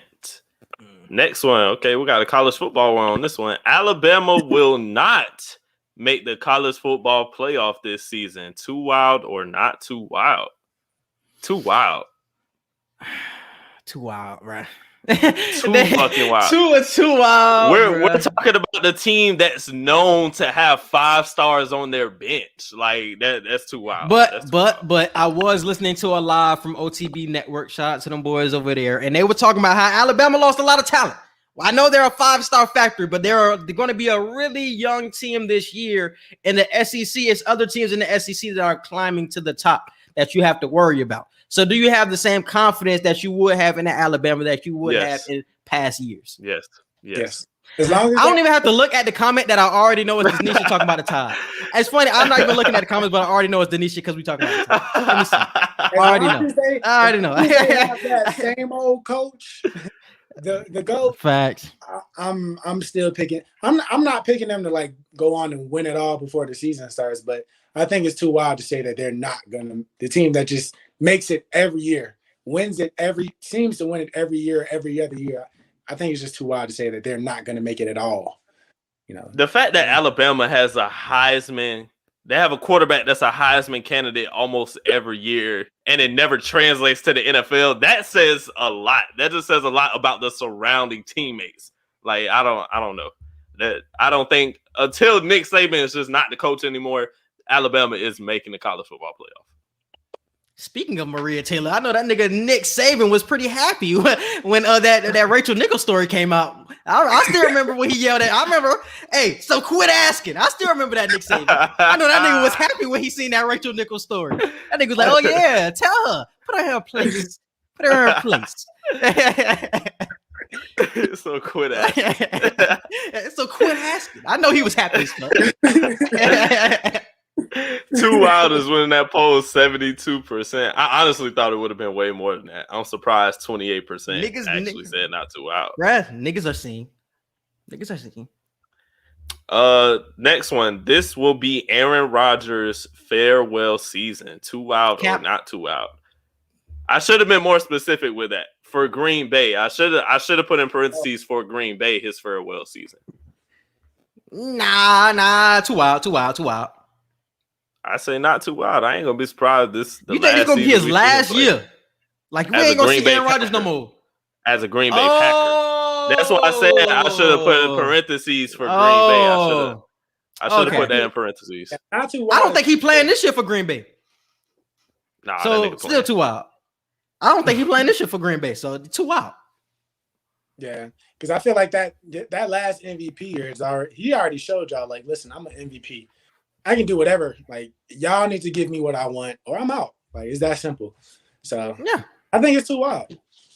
And did you see that interview yesterday with Tom Brady? They was playing some type of game, and Brady was like, "I don't like my bosses." He was talking for Aaron Rodgers, talking about he don't like his bosses. I'm like, Aaron Rodgers finna get out of town. He got Tom Brady on his side too. He got the GOAT on his side. That nigga finna get shit in motion. I feel like I was watching Colin Cowherd today, and I feel like what he said made a very good point. The fact that they were joking a lot. Brainwash your mind. No, I'm saying like they was joking a lot about the situation, and it's like, hey, if you're in a situation where you're seriously trying to leave some shit, you ain't really like talking about it in a laughing kind of way. And the fact that they just kept asking him, hey, who's wearing number 12 this seasoning over in Green Bay? And he's like, he's driving the golf cart. I don't know. We'll see or something. Like, I'm like, Like you're not joking like that if you know you're not coming back to this shit. It's funny because in that same clip with Tom Brady, he wasn't laughing. Like he was just like, no, I didn't say that. He was like some shit like that. He was being real serious after Brady said that. So I'm like, I think he dead ass about leaving. I don't know. He had some moments looking serious, and he had some he's gonna be traded by now. Yeah. Hey, the training camp started already, didn't it? Couldn't have been. No, It's July, so I feel like they they had to. It might have. I don't know. Did they start? Yeah. I know they finished OTAs, but I don't know if they started training camp. They might have. Yeah, I thought it was OTAs. It might have been OTA, yeah, because it's not even the 10th yet. So yeah, it might have just been OTAs. But most people agree with me on this poll. Not too wild. It wasn't that many votes, but not too wild. 78%. Yeah. Next one. Proposed trade. Damian Lillard to the Lakers for Anthony Davis. Who says no in this trade? The Blazers, the Lakers, or is this a good trade? The Blazers. The Blazers saying hell no. The Blazers saying no. You finna get the glass man AD? Stop it. You don't Hey, but you even said you taking that risk if it's AD. You letting the talent outweigh the fact that he's a health liability. You said this before.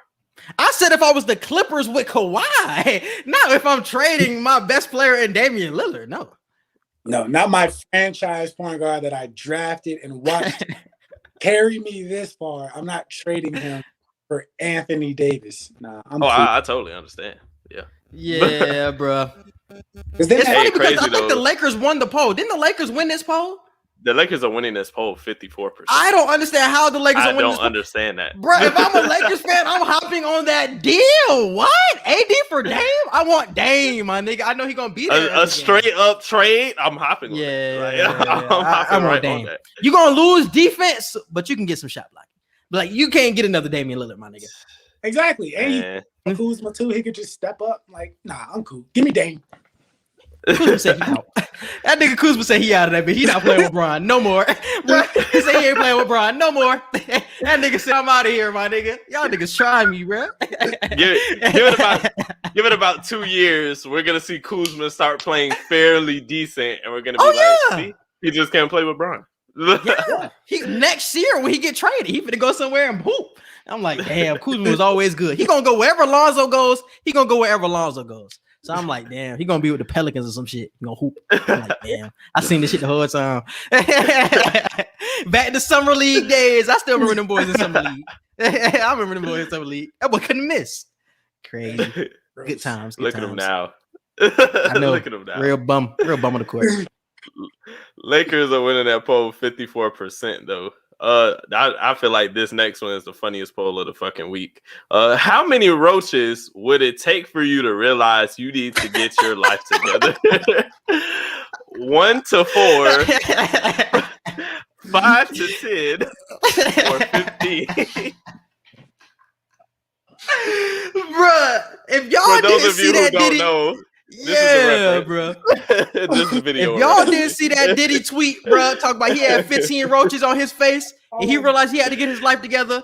That's some of the funniest shit I've ever read, bro. Shout out to Carlos Miller because he quoted that tweet and said, "This is cap. Roaches don't even travel that many in packs."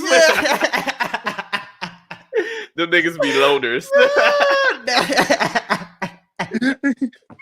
This shit's crazy, bro.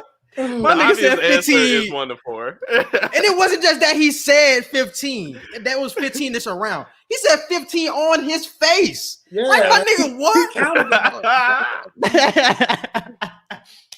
He literally, before he got up, he counted them bitches and was like, all right, 15. Now I got to get my shit together. If it was 14, I would have stayed here. If it was 14, I might have stayed lying down. But 15, I got to get my life together. I got to get it together. Oh, shit. I feel like I got to get my life together if I see a roach on my porch, let alone in my bed on my face. Like, if I see one on my face, my nigga, I'm done, my nigga. Oh, I got to get my shit together, my nigga. I don't even want to see comfortable one enough to on touch me. Premises. Yeah, like you're comfortable. You're comfortable enough to touch me, my nigga. Nah, I don't. That's crazy. Anybody who voted 15, you need to be slapped. I don't know who voted 15, but you are niggas being dirty people. Same thing like Diddy. If it was 14, damn. Now I would have stayed in the same position. I don't know if I would have been here if it was 14. 15, I'm Diddy. Like, Hey, I don't know if Clive Davis would have hired me if it was only 14. I don't know. Oh, that shit is hilarious, bro. How many for you, Black? How many for you? honestly, I'm a 1 to 2 type of dude. I might see one. Are we saying on the face though, or just seeing? Are we saying on the face or seeing? One. If I see a roach on my face, why am I this broke? That's my question. Because look, because you can have money and still get a roach in your house. So But it's not because on the often. face, because roaches on the face, I feel like on the face is different. Like nigga, if I see one roach on my face, it's like my nigga, I'm going crazy. Well, But like, was I dead? That's what I'm thinking. If I see one on my face, was I dead? Why Like, are you comfortable enough to be on me, my nigga? Like roaches do not get on niggas, bro. Why are you this comfortable? I'm doing something wrong. I would say 3 just to see 3. Seeing 3 roaches, I'm bro, too much. But 1 on my face. Yeah, definitely. 74% for 1 to 4 is winning that poll.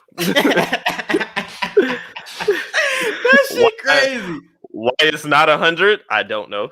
Hey, peep this shit. I put rock a roach. That nigga out here rocking roaches for fashion.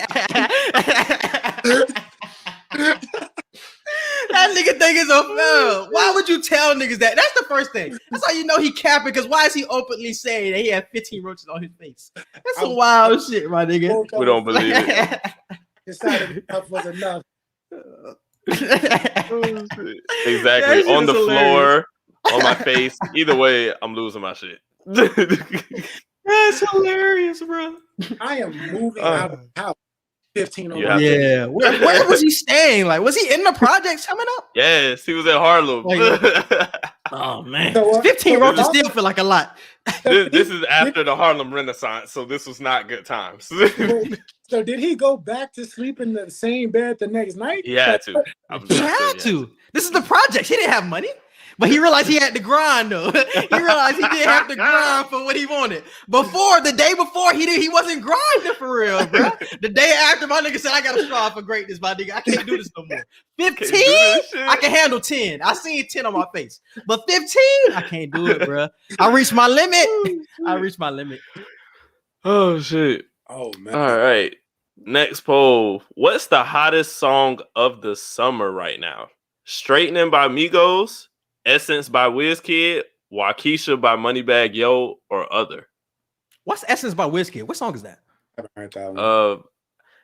I think they damn, how does shit? I don't know the words, but I know guess the it ain't beat. song of the summer. No, it I is. say This shit Straightening by hard. Migos. Straightening by Migos. When you hear the shit like the body, I don't know how the shit go. I don't know the words yet, but I love the song. I know the vibe. Oh my god. Nigga said I know the vibe. No, when you hear the song shit, of summer. when you hear the shit, you gonna be like, oh yeah, I hear this shit on everybody like IG story, or I see everybody dancing to this shit. It's Waukesha. So that's what you picked? That's what you picked? No, okay. No, I picked Waukesha, but Essence is up there for real though. I got straightening. Yeah, I'm gonna pick straightening. I see it on commercials and everything too, so I'm gonna just go ahead and pick straightening. Bro, have y'all listened to the radio recently? Like, man, they played the same songs every hour, and straightening is played twice in 30 minutes. So 4 times an hour, they playing straightening. That shit is ridiculous. Bro, I'm headed to Tampa listening to radio. They played straightening 15 times, felt like. I stopped listening to the radio. I told Denisha this today. I stopped listening to the radio once I peeped that they play old songs like they're still new. They still play Bodak Yellow on the radio like this shit just came out. That shit came out in 2017. Like they're still playing Hard on. You gotta play it in rotation. When they play Hard on Ice, they be like, "Here's a new song from Rod Wave," and they're playing Hard on Ice. Like, what? Did this shit not come out like 2 years ago? Like, what? Niggas do not care about the radio no more, bro. They don't even update it. I started listening when they I was listening I think a couple of years ago, and it was like, all right, we're gonna have our throwback hour. And the first song that they played was Kiss Kiss by T-Pain and Chris Brown. I said, this is a throwback? Like this is like this song's not that up. I'm done. Hey, that's pointing out how old we're getting. That's facts too. Hey, when did Keith Sweat get off the radio? I feel like when Keith Sweat wasn't on late night radio anymore, that's when the shit started going down. Yeah. Keith Sweat late at night used to be real. That nigga used to play them jams at late at night. You coming home from somewhere late at night? I be driving home from work at like midnight, and I hear this deep ass voice. I'm like, whoa. You're in the sweat hotel, man. That nigga used to be getting that shit. I ain't gonna yeah. You swear used to be getting that shit. I'm like, I gotta get the fuck home. What am I listening to? This time, we turn this shit down. Hey, Waukesha winning that poll though, 38%. Hey, and shout out to Moneybag for actually putting Wayne in the video. I seen the video, and you know how he got the Wayne clip. Yeah, the beginning of the song, he got Wayne in the video. So I love how Wayne is embracing a lot of the new young artists nowadays. And this is the last poll of the night right here. We talked about it earlier. There will be no more testing for marijuana by the next Summer Olympics, which is in 2024. Too wild or not too wild? Too wild. I say not too wild. Not yet. Not by 2024. I mean, hopefully we see it in the next 12 to 16, but I think I still don't see it by that time frame. And that's how slow America is. That, bro, by 4 years from now, we not finna get shit. We already have legalized states. Mind you, we already have legalized states. But by 2024, them niggas still gonna be like, nah, you can't have this shit. That shit crazy. And where was she smoking the weed too? I feel like that was important that nobody brought up. Yeah, like, she was in Oregon. It's at the place. She was in Oregon. Is it legal in Oregon? Yeah. So why the fuck is she? What the fuck? Because the Olympics is an international event. Yeah. And by the international standards, by the international rules, you're not supposed to smoke marijuana. It don't matter if you're if you're in Colorado, Oregon, it don't matter if the state is legal. If you know you have to qualify on an international scale and it breaks the international rules, that's when it's a problem. That's why. See, the USA should have been fighting for her. If she was white, the USA would have fought for her, my nigga, because they would have said that, no, it's legal in this state, so no, she's able to do it. If she was white, she would have got off. But she black, they like, nah, she getting a little too much attention. Nah, fuck it. She gonna be. If the Olympics was in America this year, she probably would have been good. She would have been good, even if it was in a state that didn't have weed legalized. Like, let's say the Olympics was in Houston or some shit. I don't know if Texas has legalized weed or not, but let's say, for instance, Texas doesn't, and she was smoking in Oregon. If the Olympics were in Houston, it'll be like, hey, she in America and she smoked it in a state that allows it. So I feel like it would have been a different situation if it was here. If the Olympics were in America, she wouldn't be the only one that would have failed the drug test. Exactly. Personal opinion. It would have been somebody. It would have been people from other states fucking up the drug test too. So it's like, yeah, y'all niggas get suspended, man. Fuck y'all niggas. But yeah, I'm sure Luka would have fired himself a nice blunt up after the game. Luka definitely smokes. Ain't no white boy that good without smoking. I don't give a fuck what nobody say. Gordon Hayward was definitely getting loose off the bud. I'm not gonna lie here. We gonna act like Gordon Hayward wasn't a smooth nigga back in the Utah days. He was firing up some bud. Let's keep it a bean here. Let's keep it a bean. That man. All right, man. Let's move on. What you said? Nah, that man definitely grew his own shit out his backyard. I believe it. Facts. He had the overdo or the slick do, whatever you call that shit back when he was in Utah. You smoke weed when you got that hairdo. You smoke weed. All right, let's move on. The social media wants to know only one question: who is better and who will be better? Bam Adebayo or DeAndre Ayton? This is something that just came up on my timeline. Bam Adebayo. DeAndre Ayton. Excuse me? I said DeAndre Ayton. He said Bam. Bam. No, I'm saying excuse me to you, sir. Edgar Martin. I said DeAndre Ayton. Why? I feel like, well, we already seeing it right now with DeAndre Ayton. We've yet to see it to the full extent. I know I love Bam, not just as a Heat fan, but I think actually he's talented. But I think what we're seeing right now with DeAndre Ayton, I got to go with my eye test at the moment. I'm already seeing it with Ayton. It's still yet to fully be seen with Bam. So, I mean, if you're going off potential, that's cool. But I'm going off my eye test. But what is he better than Bam at? I don't think he's specifically better at anything. I just feel like he's going to be good, just as good as he is now, longer. I feel like he's going to have the longevity portion of it. Bam Adebayo is the answer. I think he can guard 1 through 5. He's the playmaker. I think recency bias is clouding a lot of people's minds. We seen that Bam did come up short in these playoffs, and Ayton is going on a crazy run. But come on, bro. He was an all-star at 22. He was already a defensive first team, been a defensive player of the year. Bam Adebayo is the answer on both sides of the ball to me. He get the jump shot, then he gonna be unstoppable, but I think Bam is the answer. If he was playing with Chris Paul, niggas would say that he was a top 15 player in the league. Ayton has Chris Paul, which really accentuates his game. It's not, he doesn't make DeAndre Ayton's game. I don't want to say that because Ayton was already good. But I think playing with a high-level point guard like that, which Miami does not have, really helps DeAndre Ayton.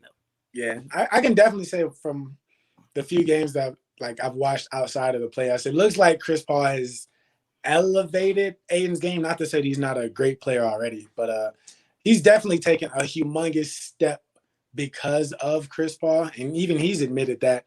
And Bam is just like you said, all-star 22 defensive team. Like he's already growing into what already seems like a future superstar already. So, like you said, he can play make. He's an answer on both sides of the ball.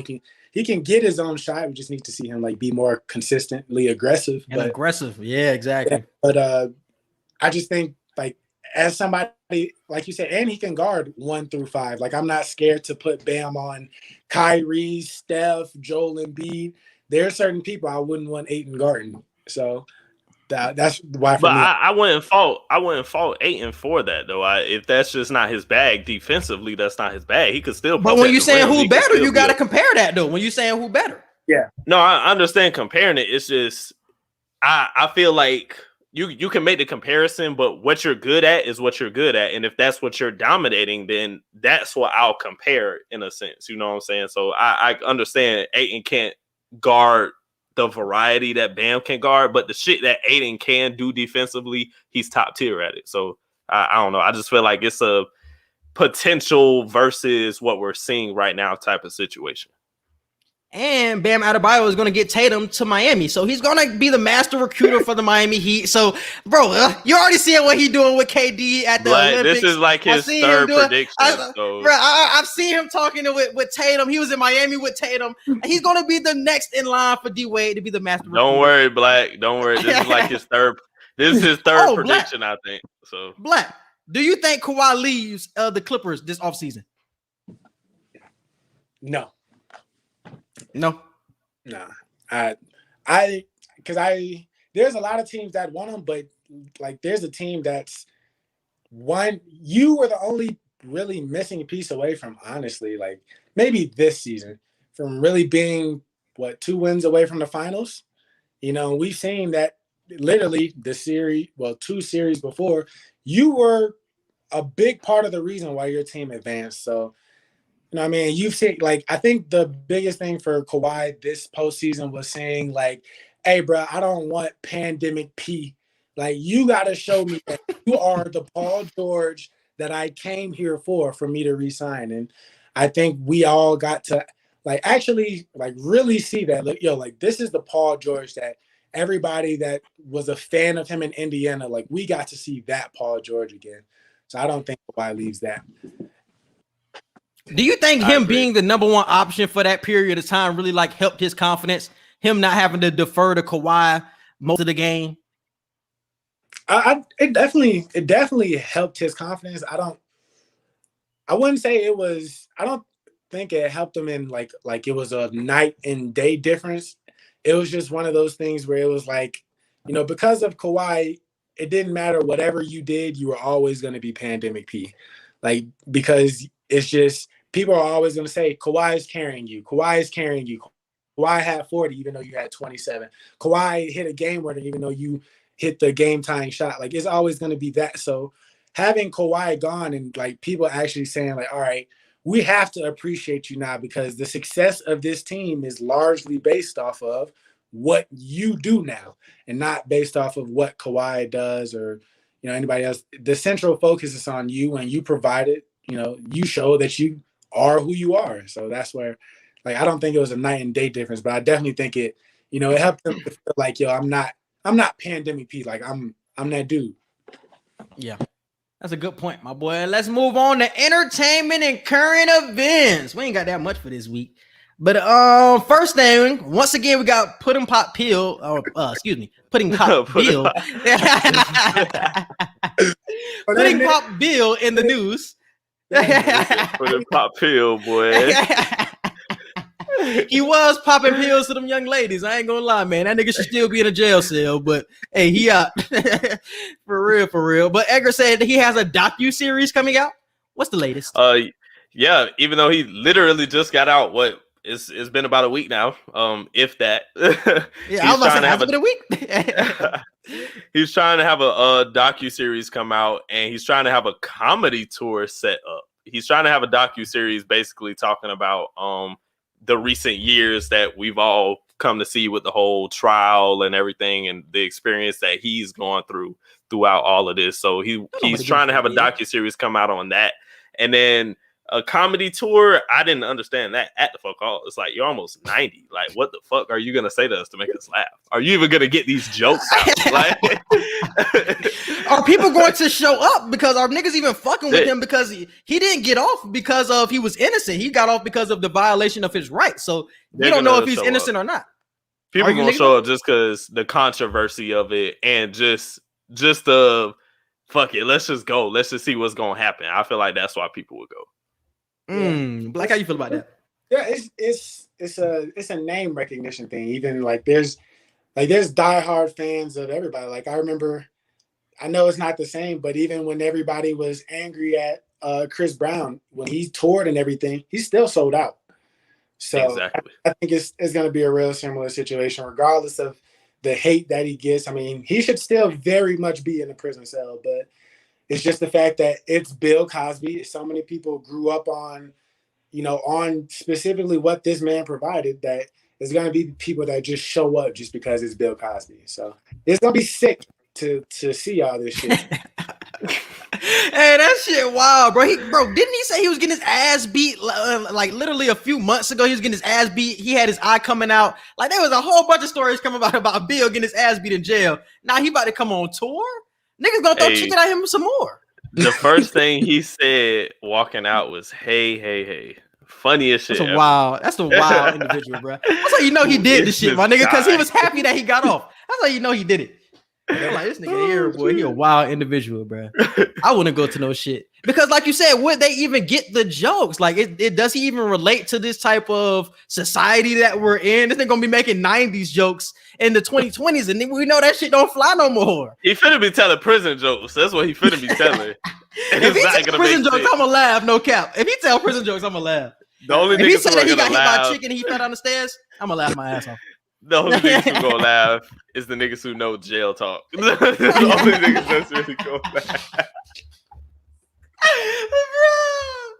Bro, that nigga Bill really been in that bit for 3 years. That's crazy, bro. That nigga should definitely still be in there. Did the mandatory minimum, and now he's back out. Damn. So when is the docu-series coming out? It don't say. It just say that he's trying to work on some shit like that. Oh, he trying to work on something. Okay. Yeah. That's wild. That's wild as fuck. All right, man. Let's move on to Lovecraft Country. Canceled? This hurt my fucking heart, my nigga. This hurt my heart.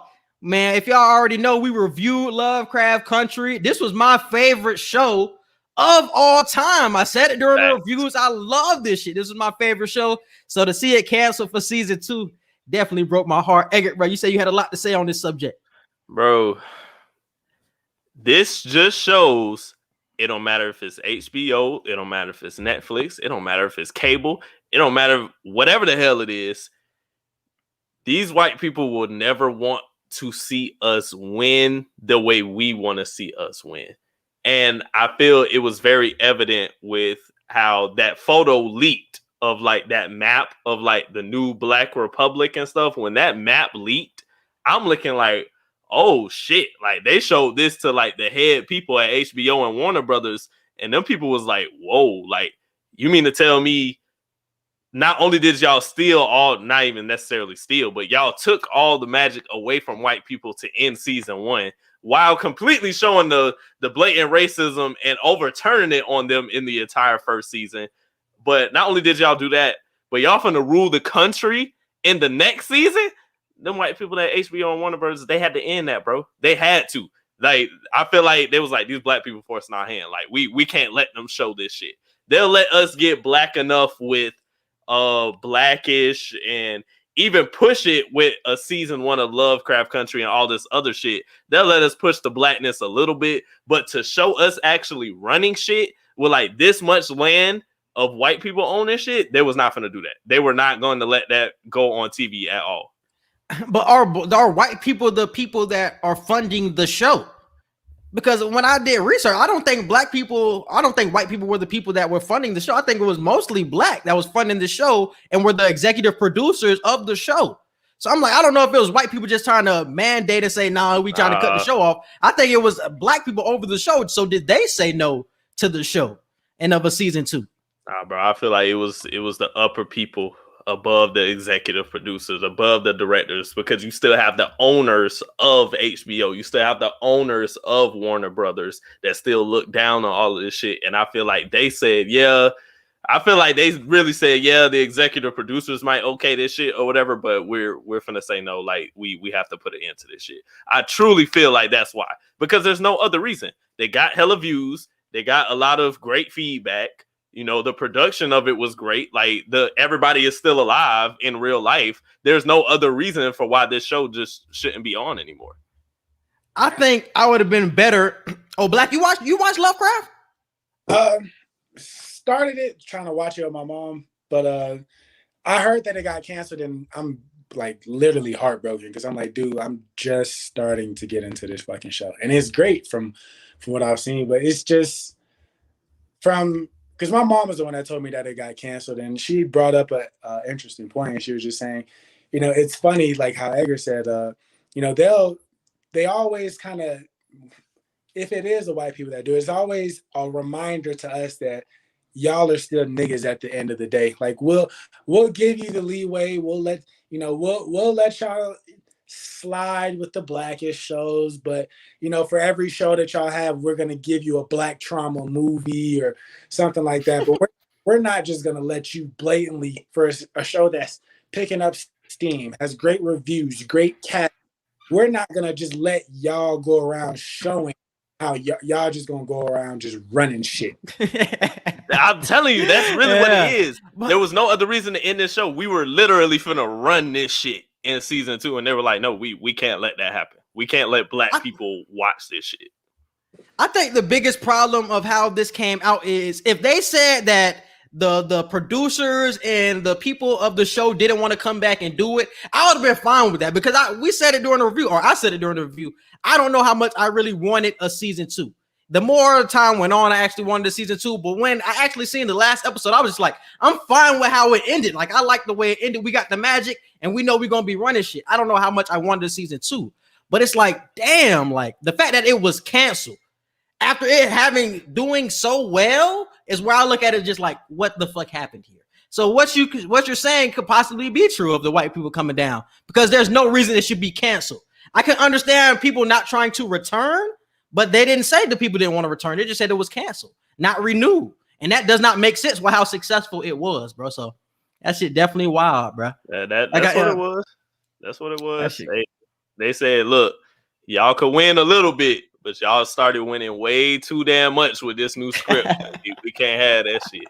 Because they could have, bro, I remember we talked about it. We said, what would they do with a season 2? And we always talk about how it could be Empire versus Empire with black people, like how they do the same shit, like some Game of Thrones shit, but with black people mostly, or something like that, with magic and all that extra shit involved. You know what I'm saying? It could have been some shit like that, to where white people just not involved. It's just black against black, or black against Hispanic, or whatever, or some shit like that. There could have been a way. I still wanted Christina in that shit, but I still needed Christina. I needed a little white magic in there. Either way, like whether it was a season 2 or whether they made a spinoff or some shit, there was no reason to ultimately cancel this series in general. Like, and the fact that they just said it's canceled, they didn't give no backstory on it or none of that. I'm like, yeah, y'all did it because this shit was getting too black. That's what black. Well, you gotta know, but Christina, bro, love Christina. That was my favorite character of the show. I love Christina. I ain't gonna lie. I love Christina. I ain't finished it yet, so. Oh, okay, yeah. I don't want to spoil. You gonna love her. You gonna love her. You gonna love her. Yeah, she was cool. She was cool. Peace. And let's move on to our last subject, and it's Trump going Trump. Edgar, what is this? Trump is still pissed off basically because if y'all remember before January even got here, like right around the inauguration time, Trump was suspended and banned from Twitter indefinitely and Facebook, social media in general for the most part. And now it's come out that Trump is just permanently banned from Twitter forever, basically. And I think with Facebook, it's still kind of an indefinitely situation. So now he's trying to sue. He's trying to sue these social media companies, and he's trying to do it because they basically censored his right to freedom of speech and all that as he was doing however the hell he wanted on social media. And he's basically saying the storming of the Capitol, he feels like he didn't support that or push that in any way. So he doesn't feel he should be kicked off of social media permanently for that. So he's trying to sue Facebook, Twitter, and whatever other social media companies kicked him off. Because he can say the freedom of speech shit, like that's cool, but you can't incite a riot at the same time. And that's why they are still able to keep him off of these social media sites. So he can sue all he wants, but they're going to say like whatever you say can incite a riot. And we've already seen, even though that might not have been your intentions, even though it most likely was, like we can still say that you're trying to incite a riot by your actions. Because a lot of this shit could be cryptic. A lot of this shit could be something that we don't see as a big deal, but as white people, it's like, because you know they have white meetings, like we seen it in them. They got white meetings, so when these cryptic messages come through, they know what the fuck going on. So they like go time, probably another storm of the Capitol after that. Yeah, I mean, listen, even the shit January 6th was cryptic because nobody knew what the hell that meant. But somehow, like you said, all the white people knew. So somehow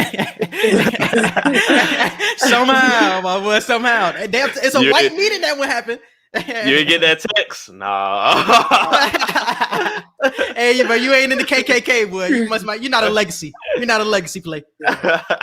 Like, just listen, bro. When you as somebody that's just millionaire, billionaire, I don't think it's a billion, but multi-millionaire like you are, bro, you have way more shit to be worried about than trying to worry about 100 and how many ever characters on a tweet, bro. Like, just go on about your business. Like, just let it be what it is. You got what you wanted. You were the president. You ran the world for 4 years. Oh my God, that sounds terrible. Anyways, but crazy as fuck, bro. That's crazy, bro. Looking at Donald Trump and saying that he became president is like, bro, you niggas can really become anything at this point. If you got money, you can become anything. Nothing.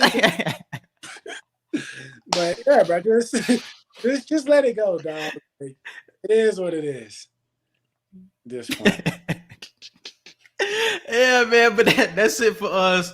That's it for entertainment and current events. There was a lot of shit regarding Rachel Nichols. That's everything I seen this past week. I seen some crazy shit about her smashing Jimmy Butler, Ersan Ilyasova in the bubble. Bro, I know you seen that shit, boy. Calm down, but I know you seen that shit. I did not see that. Okay. See, Edgar don't be on the TL, bro. Me and Black, we seen everything. That shit was definitely the story. That was the story for like yesterday. I did not see that. Y'all gotta send me the tweets, bro. Because it was an interruption. It was because I think they said Jimmy was like dribbling a basketball in his room because it was like a noise complaint. So niggas had ended up coming to Jimmy's room. So they was like he was just dribbling a basketball. But it could be that Rachel Nichols was in there getting pounded, and that's what was the noise complaint, and why niggas was coming and calling the police on that nigga Jimmy Butler. So was it a basketball bouncing? Was it Rachel Nichols getting clapped? He said he came to the door drenched in sweat in his bed. And then they had sexual tension. They had sexual tension at the interview. The side smirks. Come on, bro. Something happened, bro. Something happened there. Together. Yes, because I said this before. I already thought she smashed Bron or Bron smashed her or something like that. Because they're a little too buddy. So I'm not surprised by this Jimmy Butler Ersan Ilyasova rumor that comes out. But this could be what Rachel Nichols tried to slip in because she don't want anybody to pay attention to Maria Taylor shit. So she just leaks this real quick. Could be some shit like that. Man, I'd rather be known for getting smashed by Jimmy than known for being a racist against Maria Taylor. Let's move forward with Pass the Ox. What y'all boys got for Song of the Week? I got outside by. I never knew how to say his name. Is it Mo or is it Mo3? Mo3. Mo3. All right. I got outside by Mo3. Oh, Quincy, I'll let you. I don't even. Oh, yeah, actually, I do. Vaccine by Migos. I'm really fucking with that. Bruh, I told this nigga last week, a couple weeks ago, that's my favorite song on the album, bro. That's my favorite song. We getting money in quarantine, bro. That's my favorite shit on the album, my boy. I'm trying to tell this nigga. That's my favorite shit, bro. Yeah, I got love the whole album. Yeah, that shit was fire, bro. That shit was fire. I got Never Change by Jay-Z. I've been listening to a lot of Jay-Z lately. And yeah, that's it. And let's move on with movie and show reviews. Eggert, man, what we got coming up? We got to do the Tomorrow War. We got to do High on the Hog. We got to do what was that other one you told me? I'm looking at the list right now. We got Black Widow. We got to do Raising Cain. Canaan or Cannon? Canaan. You gotta watch Power if you're gonna watch this shit, my boy. You gotta know who Canaan is. You need your history. I gotta watch. Know your history. I gotta watch Power. You gotta know who Canaan is. Do you know who Canaan is? 50 Cent? I was say that was scared that 50 Cent played. Shit. I don't know when we're gonna do Raising Canaan. No, I do. I'm saying I don't know when we're gonna do that shit then. Cause if I gotta watch Power, then shit. You gotta watch the first 2 seasons. He was only in like the first 2 seasons, and he came back in season 4. Okay, bet. I could do that. But yeah, we got Space Jam coming out. We gotta do Forever Purge. We gotta do Old. It's a lot of shit coming out. Black Widow come out this Friday. I can't wait for that. Hopefully, we get some questions answered. I want to see what's going to be answered with Black Widow. Is she really dead, and it's just a backstory, or is this gonna be some shit the way they bring her back in through the multiverse? It's a lot of shit that's gonna get answered this weekend with Black Widow. So I'm ready. And we also reviewing a Fear Street trilogy from Netflix, bro. I know Black don't watch that too. That shit fire, boy. I told Edgar to watch that shit. We're gonna review that too. It's like a weekly trilogy shit. What'd you say, Black? Nah, I'm not gonna lie, like I probably like 75% through it. I mean, I'm not gonna spoil anything, but I looked at it and I was like, boy, this shit finna be corny as fuck. And then when it finished, I was like, oh okay. All right. I like it. Hell yeah. So there's a trilogy coming out weekly. So y'all definitely fuck with us. We're gonna review that as well. And that is it. Black, tell them where they can find you. Hey man, y'all can follow me on Twitter at Wavy and Lit, spelled correctly. And then on Instagram, official Larry Williams. That's it. Y'all definitely check out my boy. And Eggert, hit him with the social media. You can follow us on Twitter at QE Podcast 1. You can follow us on Instagram at QANDE Podcast. You can follow and like our Facebook page and also subscribe to us on YouTube at QAnSignE Podcast. Be sure to click the notification bell to see anytime we drop new episodes, and our email, QANDEpodcast at gmail.com for any business inquiries, questions, or concerns. Yes, and subscribe to all of our podcast platforms. We're on Apple Podcasts, Google Podcasts, Spotify, and iHeartRadio. And wherever you listen to podcasts, definitely subscribe. Subscribe to our YouTube, QAnSignE Podcast, and subscribe to my YouTube. Just type in Quincy Hicks and definitely subscribe. We appreciate you guys for listening, and we out. Peace.